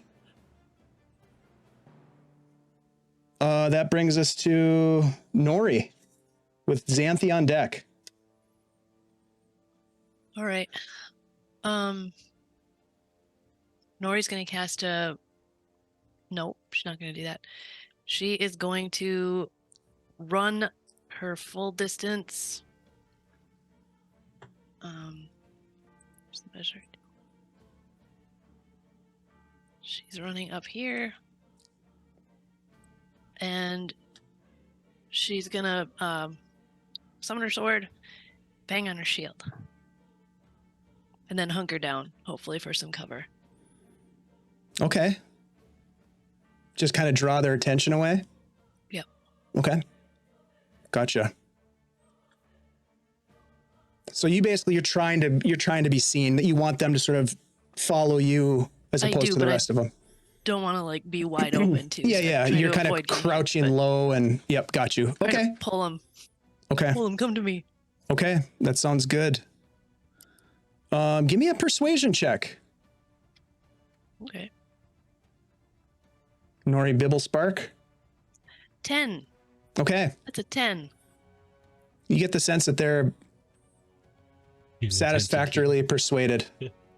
Okay. Doesn't take much to persuade a gnoll. We've all heard that one. Apparently not. All right, Xanthi. What do you want to do? Invisible, the invisible one. Does that mean I get like a sneak attack? If I'm invisible and I'm Potentially. attacking? Yeah, if you attack from a They hidden, can't see you, and they're not paying attention to you. if So you attack- potentially you would get advantage depending on how you do it. Okay. Yeah, she is gonna take a couple steps into the road so she could get a clear shot. And she's gonna firebolt with advantage.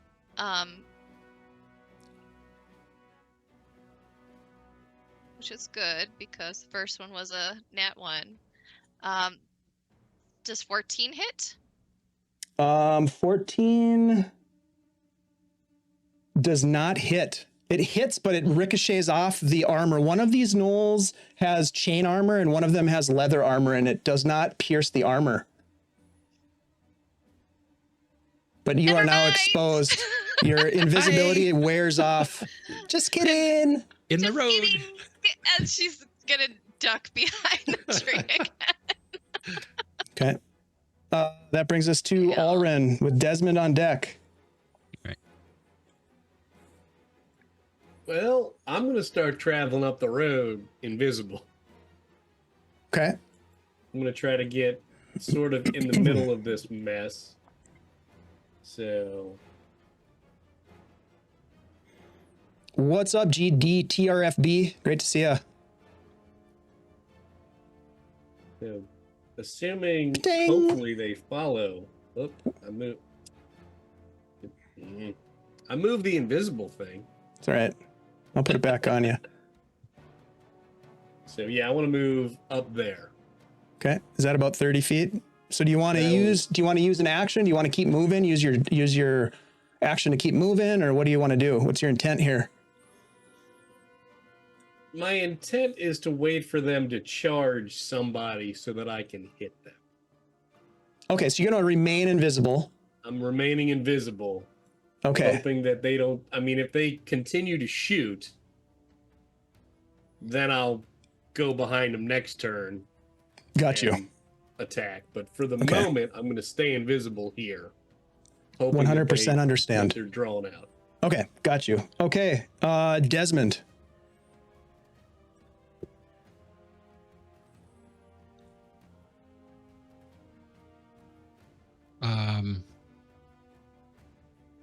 Wow. Okay, hold on 1 second. I gotta check something. Oh, yeah, I can hit him. All right, Des is going to try again. He's gonna kind of pull out from behind this tree, and he's gonna take a shot at Hallish with his crossbow. Hey, thanks a lot, KFC.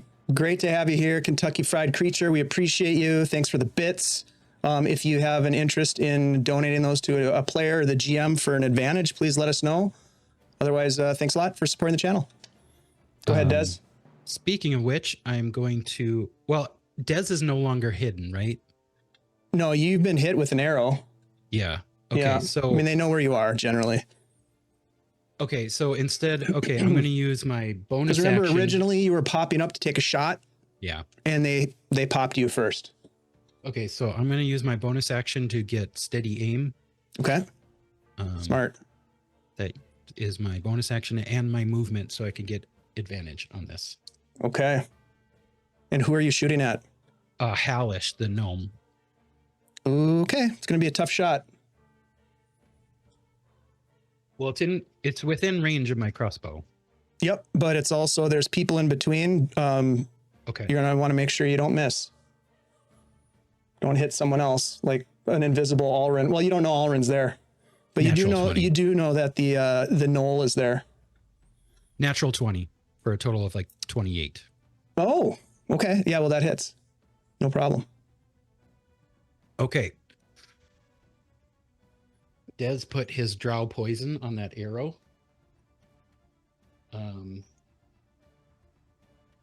So he needs to make DC 13 Constitution saving throw. Okay. And in the meantime, I'll roll my damage. Hellish.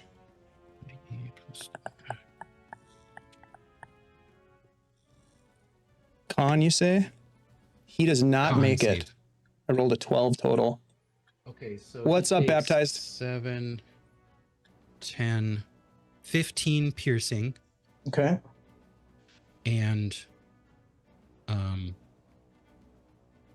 he is poisoned for one. He is now poisoned for 1 hour. How much did he fail by? 1. Oh, he rolled a 12. The total was 12. Okay, all right. So if it was 5 or more, he would fall unconscious. Got you. No. Okay, so he's just poisoned. So he gets disadvantage on attack rolls and ability checks. All right. Cool. That's that drow poison from the From the cave. yeah, that's sweet. The Underdark. So that was Dez's bonus action, attack, and movement. So I'm done. Okay. Let me just, oh, there we go. Poisoned. Hellish, you bastard. All right. He takes it hard. Oh, shit. And he like stumbles back and he's like, there's many of them. There's a car. And he is going to use his movement to get out of here. And he disappears over in this general area. Meanwhile, the gnolls, he gets up on a higher position. This one steps over here, and they're both going to take shots at Nori.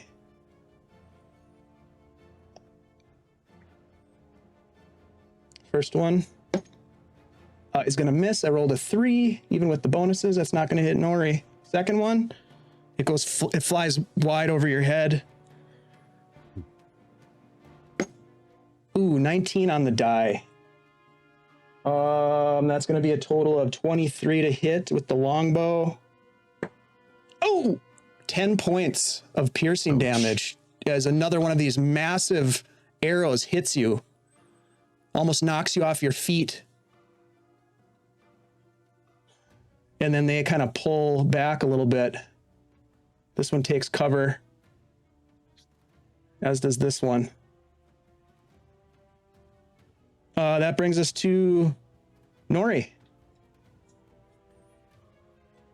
2 that just tried to fire at me are in cover now, correct? They are benefiting from cover, absolutely. I don't want to run too far from my healer. Am I up? I'm up on some kind of cliff, it looks like, right? Yeah, it's Like kind of if like a little rock outcrop, and then it drops down to this little marshy bog kind of pond. Would I lose some movement if I went down that? And Not down it, but if you try to cross that, it'll be difficult terrain. okay, If you try to cross the marsh.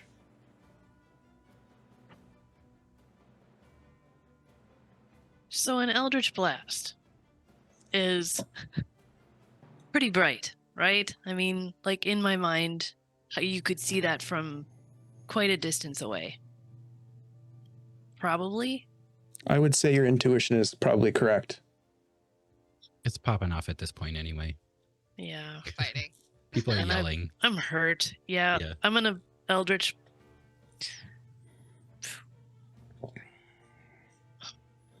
It's time to move Of up. the two Do I- gnolls that shot at you, the one Yeah. to the north is very well covered. The one to the south does not have very good cover behind this wispy shrub. The other one is like underneath this tree. All right. Do I feel like I could move down to get a clearer shot? It looks like it's just this swampy stuff. That's You in the probably, way. the best shot that you're going to get from where you are is probably up on that ledge that you're Where I on, am. because you're up Okay. high, kind of shooting down towards them. You know, not high, Okay. but if you go down and drop down to that muddy area, you'll be like at the level of the reeds. Eldritch That might be a Blast good where place I am. to hide, perhaps, but where you're at is the best shot. Okay, I'm gonna do the shot first. Okay, got it. At number 1, yes? At number 1, yes. Okay, perfect. 13 to hit. Shit, Nori. Misses. Can I hunker down and expect to get some kind of cover where I am? The best cover you're going to get is if you drop down to right here. Yeah, but then I won't have this nice vantage for my next shot. That's true. But you are exposed right there. Okay, I'll climb down. There we go. Okay. That's my turn. Oh, yeah, no, I'm done. Okay. Xanthi. Yeah, I know you're planning something. What do you got? Oh man. They're all kind of hiding. There she is. But okay. She is. Are those the Do words it. going on in her head? They're moving. Okay. What are we gonna do? What do What I are we gonna do? She's panicking because again her shot missed, so she's gonna cast Spirit Guardians. And a bunch of little flying snakes all like appear and they look around because there's no enemies touching her. She's like, okay guys, huddle up. Like, I need you to come with me. We are going to go over there now, and then you can beat up those guys, right? And they all like they kind of like nod, like they're paying attention. And she is going to move. Oh gosh, Sorry, did you cast Spirit Guardians? I did. Okay. And that's a 15-foot radius. Yep. And she's gonna move 30 feet. Right there.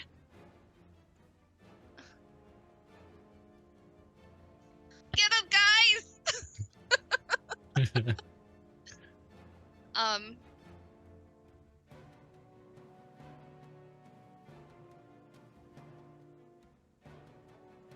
And all of the little winged snakes morph into bloodthirsty fairies.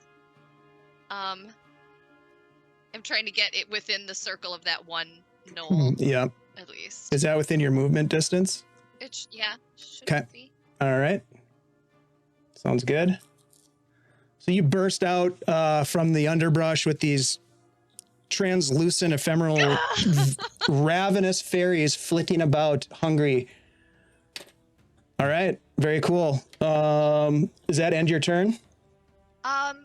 If they, shoot, what is the? I'm trying to think of. It's if when they attack start their right turn. away. It's when they start their turn. They make a wisdom saving throw. If they enter. Yep. Enter or start their turn. Okay. So. So if I enter, then they don't. Nope. Right? Correct. Okay. Alrin. I want to move 60 feet towards Hellish. Okay. So are you going to use? Are you using your action to move?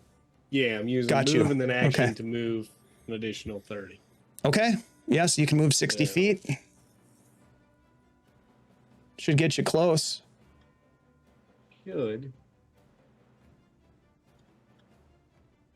I mean, get you right next to him. Actually, you could get Yeah. to right here.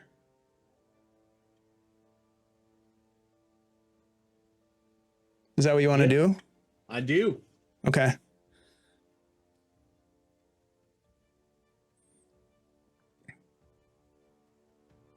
I'm feeling good now.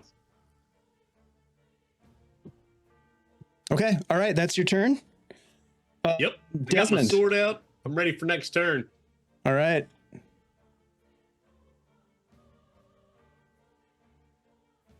What are you going to do, Des?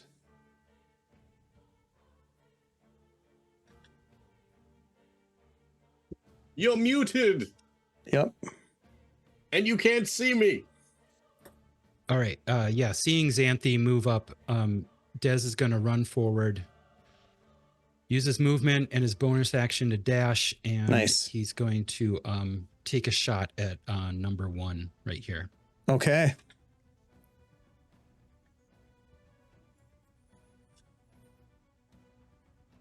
Ah, darn it.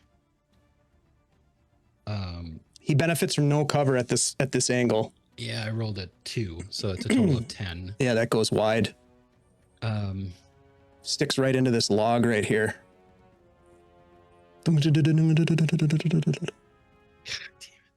all right.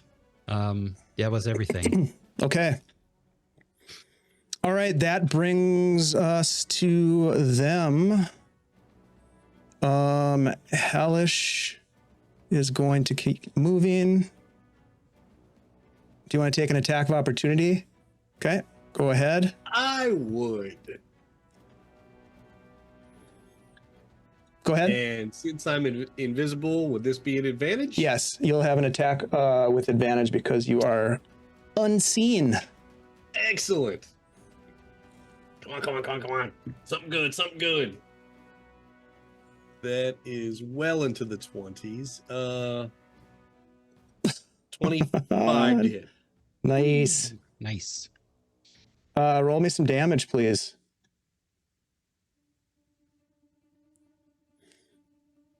Fuck. 12 points of damage. He's just like muttering on himself. God damn it!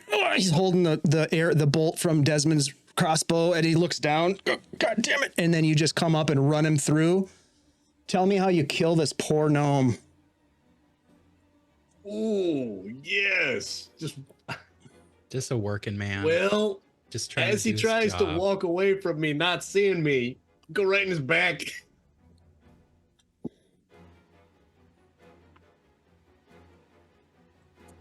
For all you guys know at this point, they're collecting supplies for needy children in a nearby town.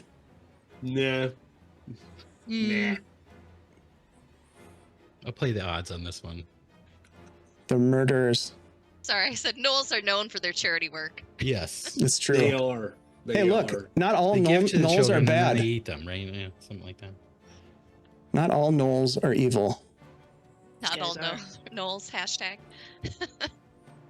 Only gnolls. What do you got? Well, that wasn't my turn. That was me just killing him when he tried to that's leave, right. so Okay, sorry. Please All right, so- continue. I will say this: as you take him down and he drops to the ground, you see two other guys come running around the corner.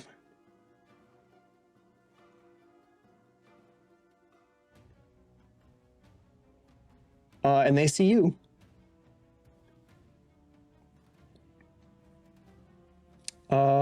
And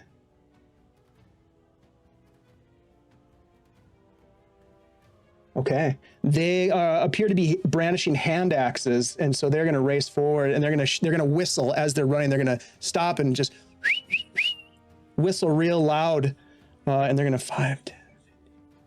They can't quite get to you. Man, that is a shame. Yep, it is a shame. They did their best, man. All right, so that's their turn. This gnoll is going to come out, Desmond, and attack you with, it appears to be a glaive. What's he doing with that? That is a 23 to hit you. Holy shit. These guys don't hit softly. Do you have shield or something? I do, but let's Do you want to see. use it? It only gets me to 22. Okay. That's not going to do it, sadly. No, It's only 5 points of damage as he slashes across at you. still not fun. All right. This other one is going to make a wisdom save because it's getting chewed up. Oh, that was close to a nat 20, but it's not. It is probably not going to make it. Yeah, an 8. So roll some damage, Xanthi, please, for your Spirit Guardians on this gnoll. Yeah. Please take 15 radiant damage. Nice. That's big deal.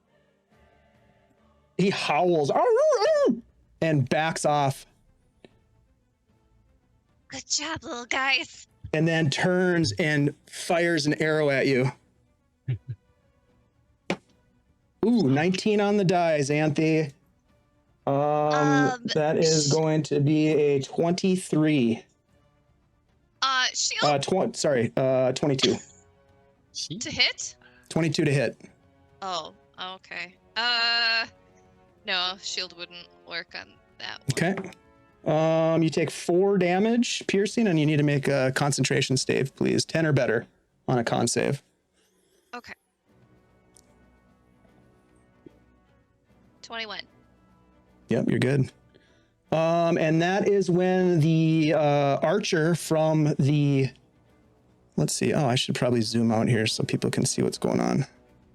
So that was all taking place over here. Oops. Over here. There's an archer up in this guard tower who now sees Desmond. Peter is going to take a shot. Peter. And he has something called... What a jerk. Yeah. Dumb. Or actually, no, he doesn't. He has this. He is going to take a shot. Look at his smug face, too. Yeah. Zoom in on it. Total jerk. Ooh, he misses. The shot goes wide. And he's a bad shot. And then he, you can see him knocking another arrow, and he has a second shot. What? But I'm pretty sure an 11 misses as well, as he takes a couple shots at you and misses as you are in melee combat with that knoll there. That is their turn. Nori, it's Was your that turn at with me? Xanthi on deck. It was. Yep. Okay. Okay, Nori's gonna run her full movement, which is 25. Should take her to about there. That's going to be half movement going through that Oh. pond. That is some thick muck, wetland disgustingness. Then I'm gonna do something different. I will still do the movement, but then I will just do a Eldritch Blast up at Peter Okay. if I saw him. That is, yeah, I can reach that. Roll a perception check. We'll see if you noticed him or I not. saw it. 19. Yeah, that's good enough. Nice.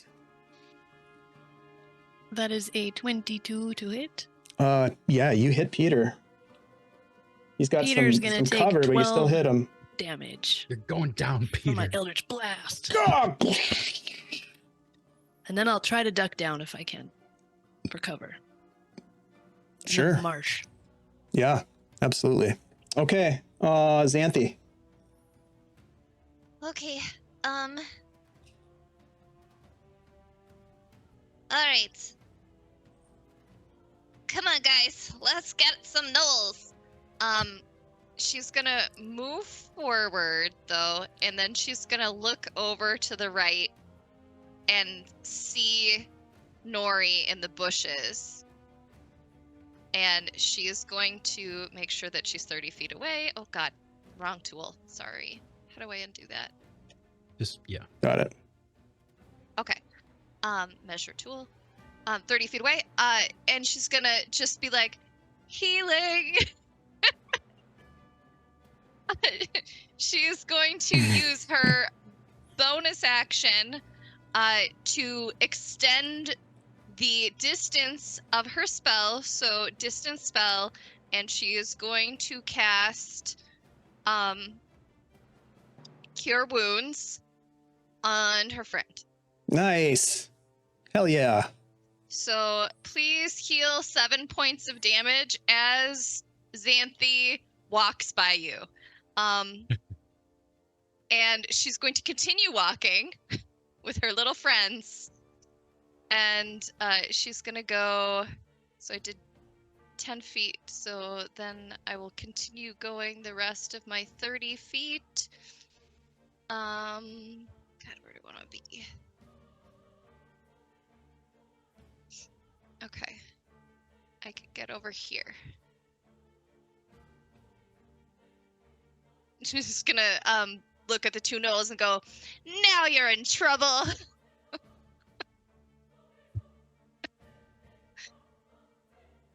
Okay. Talk to my Alrin. little friends. Yeah, they're in trouble for sure. All right.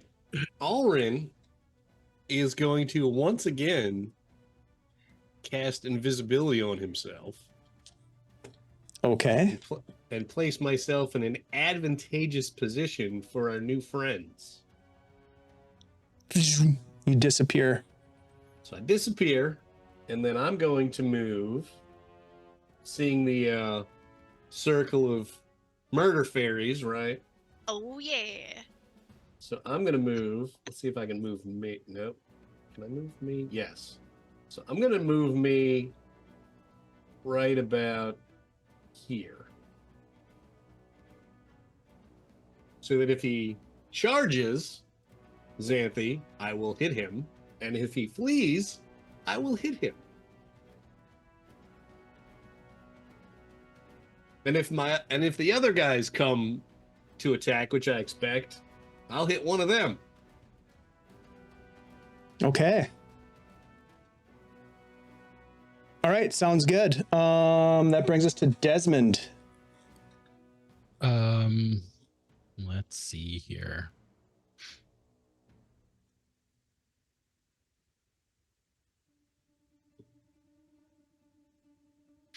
Yeah, Des will pull his knife and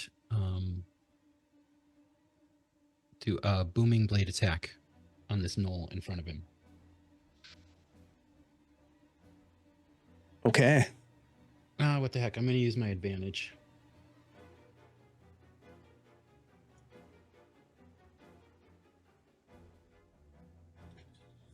Glad I did. 17 to hit. 17 hits. All right. How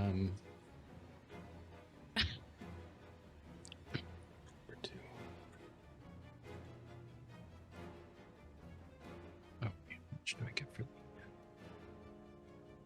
I said booming blade, right? Yeah. You did.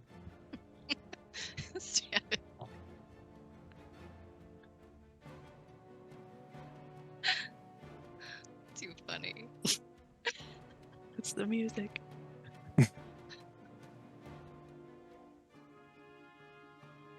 Okay.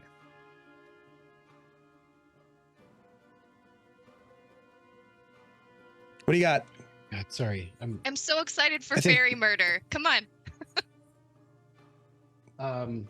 3 plus.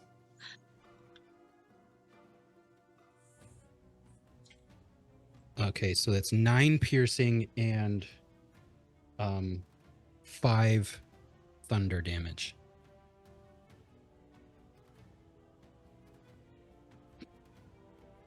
And then For a total of 14? Yeah. Okay. And then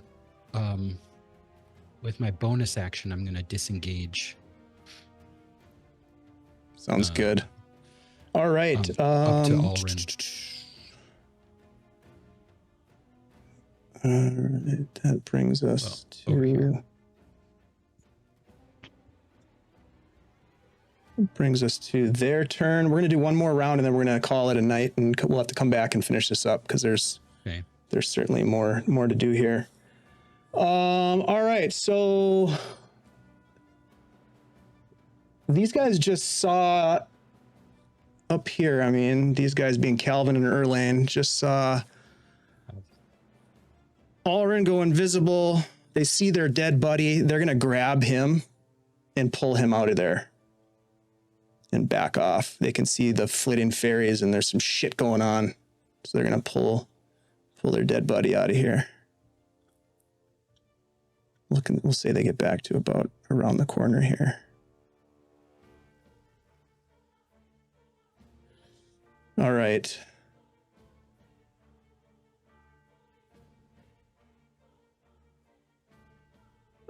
So that's their turn. The gnolls are going to make some wisdom saves. So number 1, 14. Oh, no. Okay. Go ahead and roll damage. Oh, baby.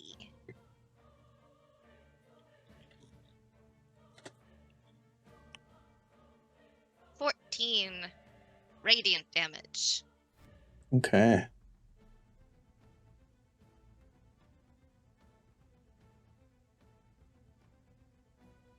$14 damage. Fairies shred them with their teeth and Oh, yeah. tiny nails.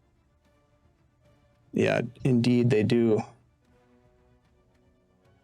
And they shred him to the point of no longer being with the living. As the knoll drops to the ground, as your fairies just start to devour and pull apart his carcass, he howls one last time and goes down. The other one is going to make a wisdom save. That's pretty good, actually. That's a 17. Then it's just So he'll half. take half. So he takes 7 damage. Yeah. Okay, it's still pretty bad. And he's going to back is- out. Movement is halved Dave. in its difficult terrain. As soon as he 'Cause of moves, the he takes fairies. 9 thunder damage Okie doke. from my booming blade. A total of 9. Yeah. Okay. And then he is going to take a shot at Xanthi.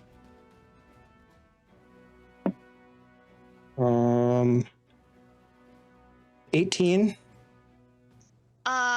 She is going to shield. Okay, you throw up your arcane shield and the arrow Zing. bounces off. And just double check. He gets a second shot. My AC goes up to 21. Yeah, he misses with the second shot. And that's about all the movement that he has. Peter is going to take a shot at Xanthi as well. Come on, Peter, do something. Peter, you Oh, jerk. Peter with a natural 20, baby. Ow! Peter! Peter. Stop Yes. So a What total the of hell, 24. Look at his smug face. Oh. Peter's getting the MVP. He's super smug. Jerk. 9 points of damage, Xanthi, and I need you to make a con save, please. Peter thinks he's Way to go, better than Peter. he is. No. You know, he's just doing his job. 14. Okay, so you maintain your concentration. I do need you, however. Let me just see something. Oh, Peter. I need you to make a dexterity save, please. Oh, I'm Xanthi. Okay. 22. Okay, you save, but you are going to take half damage as fire rains down from the sky. And I Xanthi's like, also need Oh, no. I also need Desmond and Alrin to make those saves. I'm sorry that I didn't ask for that before. What was it? A dex save? Yep. Ooh. Okay. So Xanthi, you take 6 points of fire damage, and I need you to make a con save, please. Hot. Yeah, it's just this like halo of flames just out of the sky. 14. Hmm? I rolled a 14 for my con save. No, you take 6 damage. I need Alrin and Desmond to make dex saves. Is what I'm waiting on. Well- Okay, I thought it was a second con to make So- sure my fairies didn't go away. Oh yeah, you're good. Alrin, you take 12 points of damage, and you need a 16. con save as well.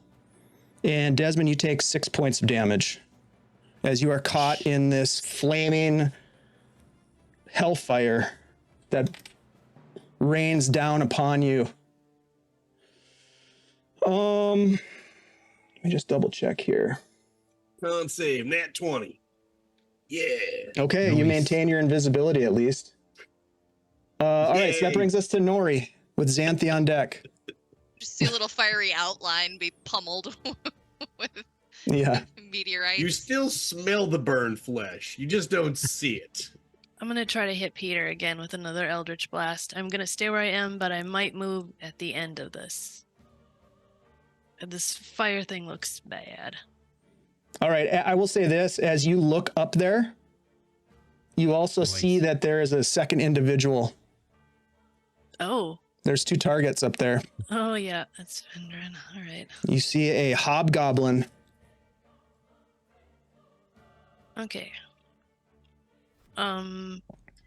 Could I target him instead? Let me just kind of look at this angle here. It's not as clear of a shot because of that tree. I will say that he's benefiting from some cover, but that's okay. I'm gonna shoot at him anyway. Okay. Yep. You'll probably hit 22 him. to hit. Yeah, you hit him. That's 11. 11 damage. 11 damage. Okay. I am then gonna move. Just I guess up that way. It's still difficult terrain, so I think that's about it for what I could do. All right. Just not in Xanthi. the spot I was. Okay. Oh man. Who all looks terrible? Well, you Des looks definitely terrible. not Des. Alrin because you can't even see him. Des looks True. really And you messed can't up. see Nori because she's in the bog. It'd be really hard to see her All to right. assess her condition. She's gonna run up to Des and say, "You look like you need a hug," and she's gonna cast Cure Wounds on you. And she's gonna do it as a twin spell, for herself and him because she got hit pretty bad too.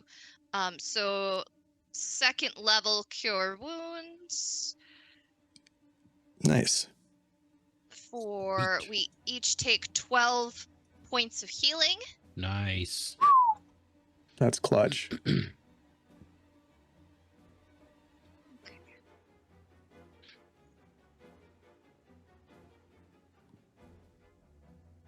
And then she is going to continue, like she saw like those guys, the spellcasters where they were. She's gonna move over to kind of get some cover with this tree. Okay. Alrin with Desmond on deck. So, with my special shoes, how far can I get if I want to go straight towards, or at least towards the watchtower? Like, is there any space over there that doesn't have the sharp pokey sticks that I could climb up a little bit? You could certainly try. It's going to be difficult. There's an opportunity that they might see you. While I'm invisible? As you're trying to climb up an embattlement, yeah. If you're knocking stones, there, yeah, potentially. Looks like Maybe there's not a see tree. you, but see something coming. Sure. Yeah, for sure. I mean, these guys aren't idiots. Looks like there's a They a know tree there's over magic here. afoot. Maybe Yeah. you could climb that and jump over. Yeah, I mean, using a tree would be great. So, yeah, I'll use movement and action to move to go 60 feet. You let me know where I'm going and what I got to roll. You can get here. You could get to the bottom of the ladder, Perfect. but not quite there because there's going to be some difficult terrain. So I'm going to take a little bit of movement from you. Sure. What I would like you to do is I'd like you to make a stealth check as you do this. I'm Okay. going to have you make 2 stealth checks. So the first 30 feet of movement gets you here underneath this tree. First stealth check is a 13. Okay. And then it'll probably take you 10 feet of movement to get up this embankment. Give me another stealth check as you make it through where the horses are stabled. 17. Okay.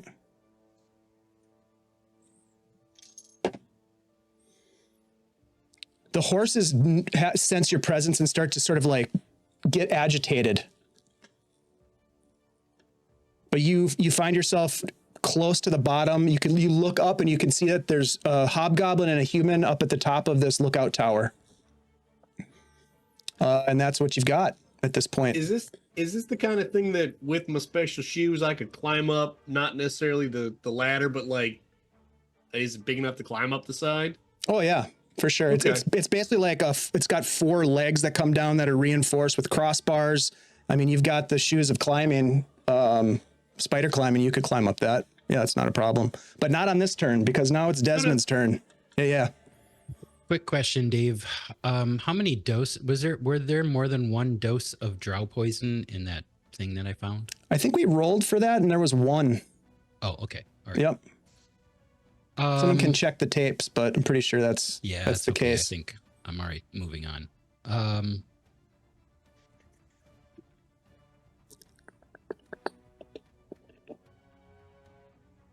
Check the trying to tapes. decide,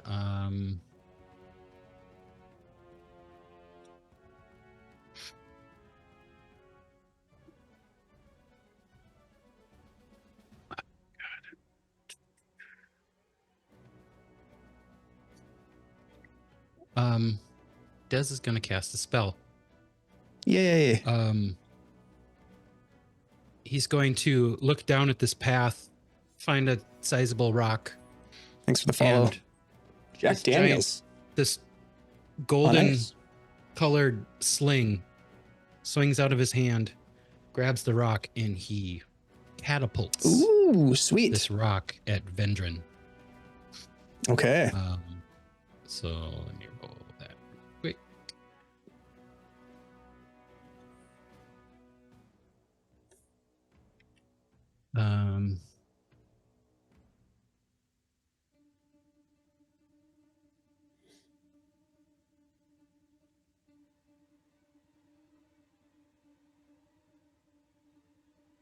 Don't think I have to roll to hit for that. I think they have to roll. No, I make a dex save. Yeah, Dex 15. Okay. DC 15.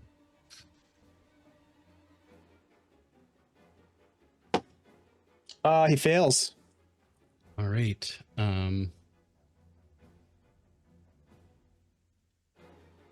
3d8 bludgeoning. Yeah, 3d8. Sorry.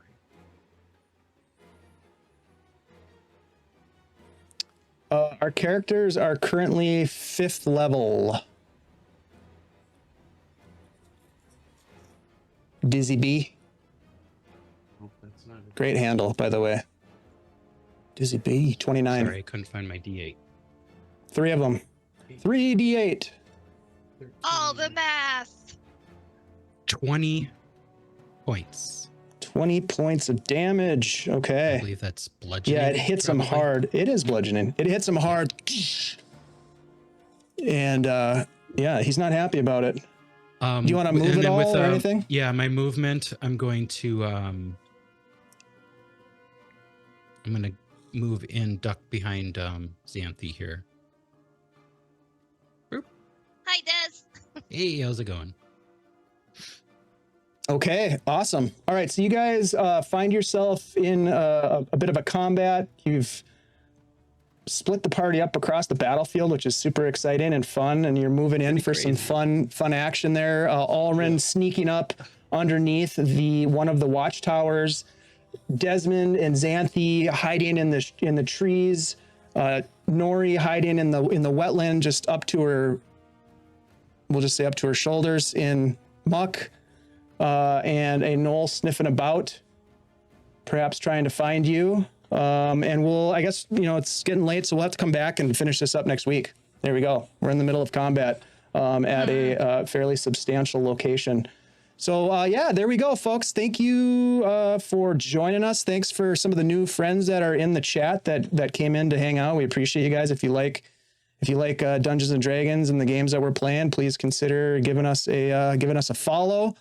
We would appreciate it. And thanks for just being here and hanging out with us. We appreciate that too. As we get sort of situated here, I'm going to set up a raid and we're going to find one of our friends to raid into. But before we do that, I'd like to go around the virtual tabletop and have my friends here introduce themselves, let us know what they've got going on, and any thoughts that you have as we sign off for the night. Let's start with Chad. Chad, welcome back.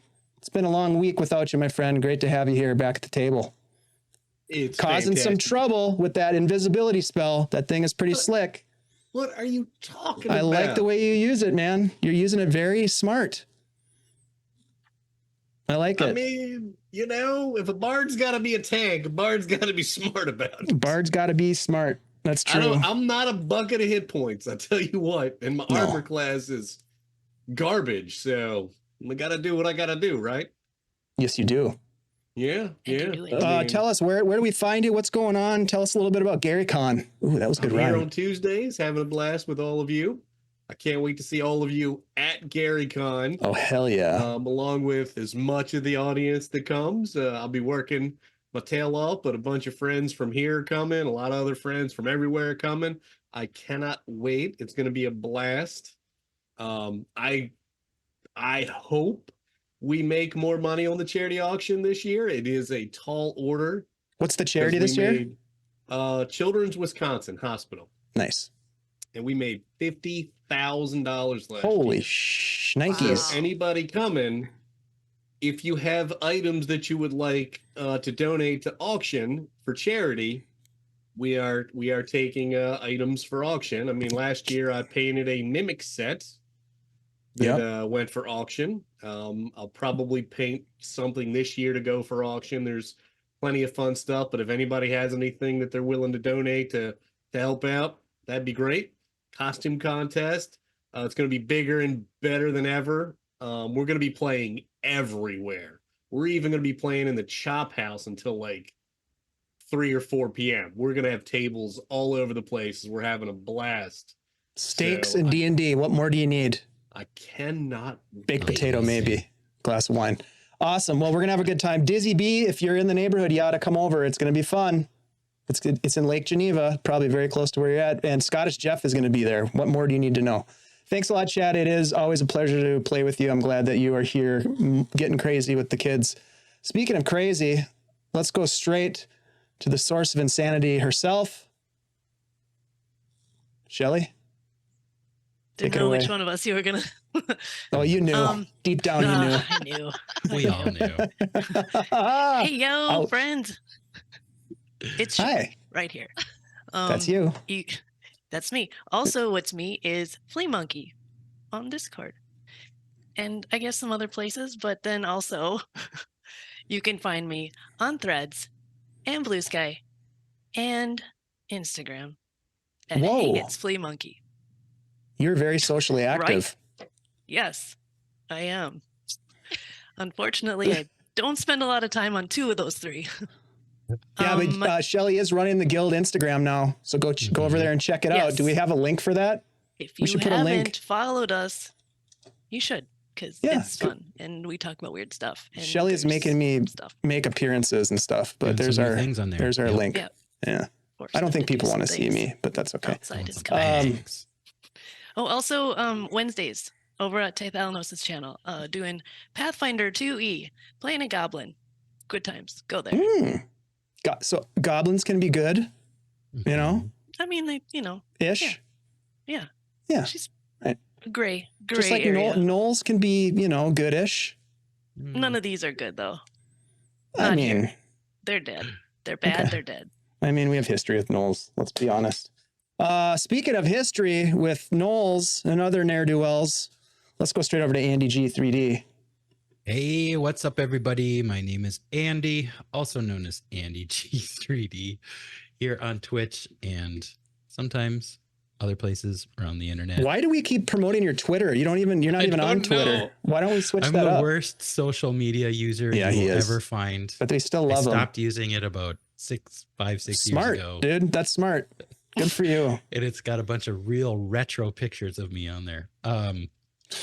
But yeah, you can find me here every Tuesday night playing Desmond, catching arrows in the chest because Dave likes to shoot me a lot. Did you take arrows? Yeah, you took a couple arrows tonight. Yep. Hell yeah. Des the pin I was trying to build up the arrows early in the game, the big shafted, nasty looking arrows. Strategic. These guys are well positioned. They don't know what's coming. Yeah, you can also planning on playing in Ashley's game and producing Ashley's game that's coming up Thursdays in March. Pretty soon in March. Yep, starting March. Cool. Well, thanks for being here. Speaking of Ashley, let's go over to Ashley. Hey everybody, I'm Ashley. You may know me as Minnesota Muse. You can find me as Minnesota Muse on our Discord, on Blue Sky, and Minnesota Muse 99 on Threads. That's a lot. And then, as they previously mentioned, we're planning on doing a campaign that I'm going to be running in March. So keep watching all of our invites, our Discord and our Facebook invites, and you will know when that is and be able to check it out. It's going to be dope. It's going to be so good. Just put that out there. What? Why are we whispering? I don't think people can hear us when we whisper. Hey, it's cool though to whisper sometimes. Hey, that's awesome. Thank you, Ashley. I'm not sure what's happening. You guys know me. I'm Dave. I just push buttons over here and put hardworking gnolls in front of these guys to destroy. You'd feel bad about later. Just regular kind-hearted, blue-collar gnolls. Yep, just trying to make ends meet, you know? Yeah. They got kids at home. It ain't easy, man. You find funny kids at home. You know, you see a job board. Career path. You know, you see a listing on the job board in town. Next thing you know, you're working for the Black Hand. It was never intended. They never knew that was going to happen, but you know, they just kind of stumbled into it. That's right. A lot of pups to support. Damn right. There we go. Hey, you guys, we're going to raid into Blue Cottage D&D. They are fantastic friends of ours. They have raided into us on many occasions. And when we get over there, give them some good old fashioned Guild Superior love. Hit them with the emojis, hit them with the raid emojis. And let them know where you came from. We appreciate you guys hanging out with us. Thank you so much. If you like what we do, consider following us. We have a Discord. I'm going to put the link in the chat. Come on over and hang out with us. We play games. We've got a fun Shadow Dark game going on. We're going to be running another session 0 here in February to get some more players up to speed to get more players playing. And that is a fun home game that we play through Discord, not streamed, pretty low key and very Shelly. Are you enjoying yourself? Yes. With the Shadow Dark? Not low key. But is it very Shelly though? You don't think it's low key? No, but it's great. All right. I thought it was low key. And it's great. Not but, and it's great. Okay. Gotcha. Apparently it's not low key, but you might like it anyways. Not long ago. Okay. We don't have to get into the details. All right. Somebody cut her off, mute her. Moving on. Where's my production team? You guys, thank you very much for being here. We're going to raid. We got to get out of here. Let's raid. Cut that how do we do that? Raid. Just keep talking. The bouncers to grab her. I want to raid a channel. There we go. Start raid. Push a button. I'm trying to push all the buttons. See you guys later. Hey. We appreciate you. Bye. Bye.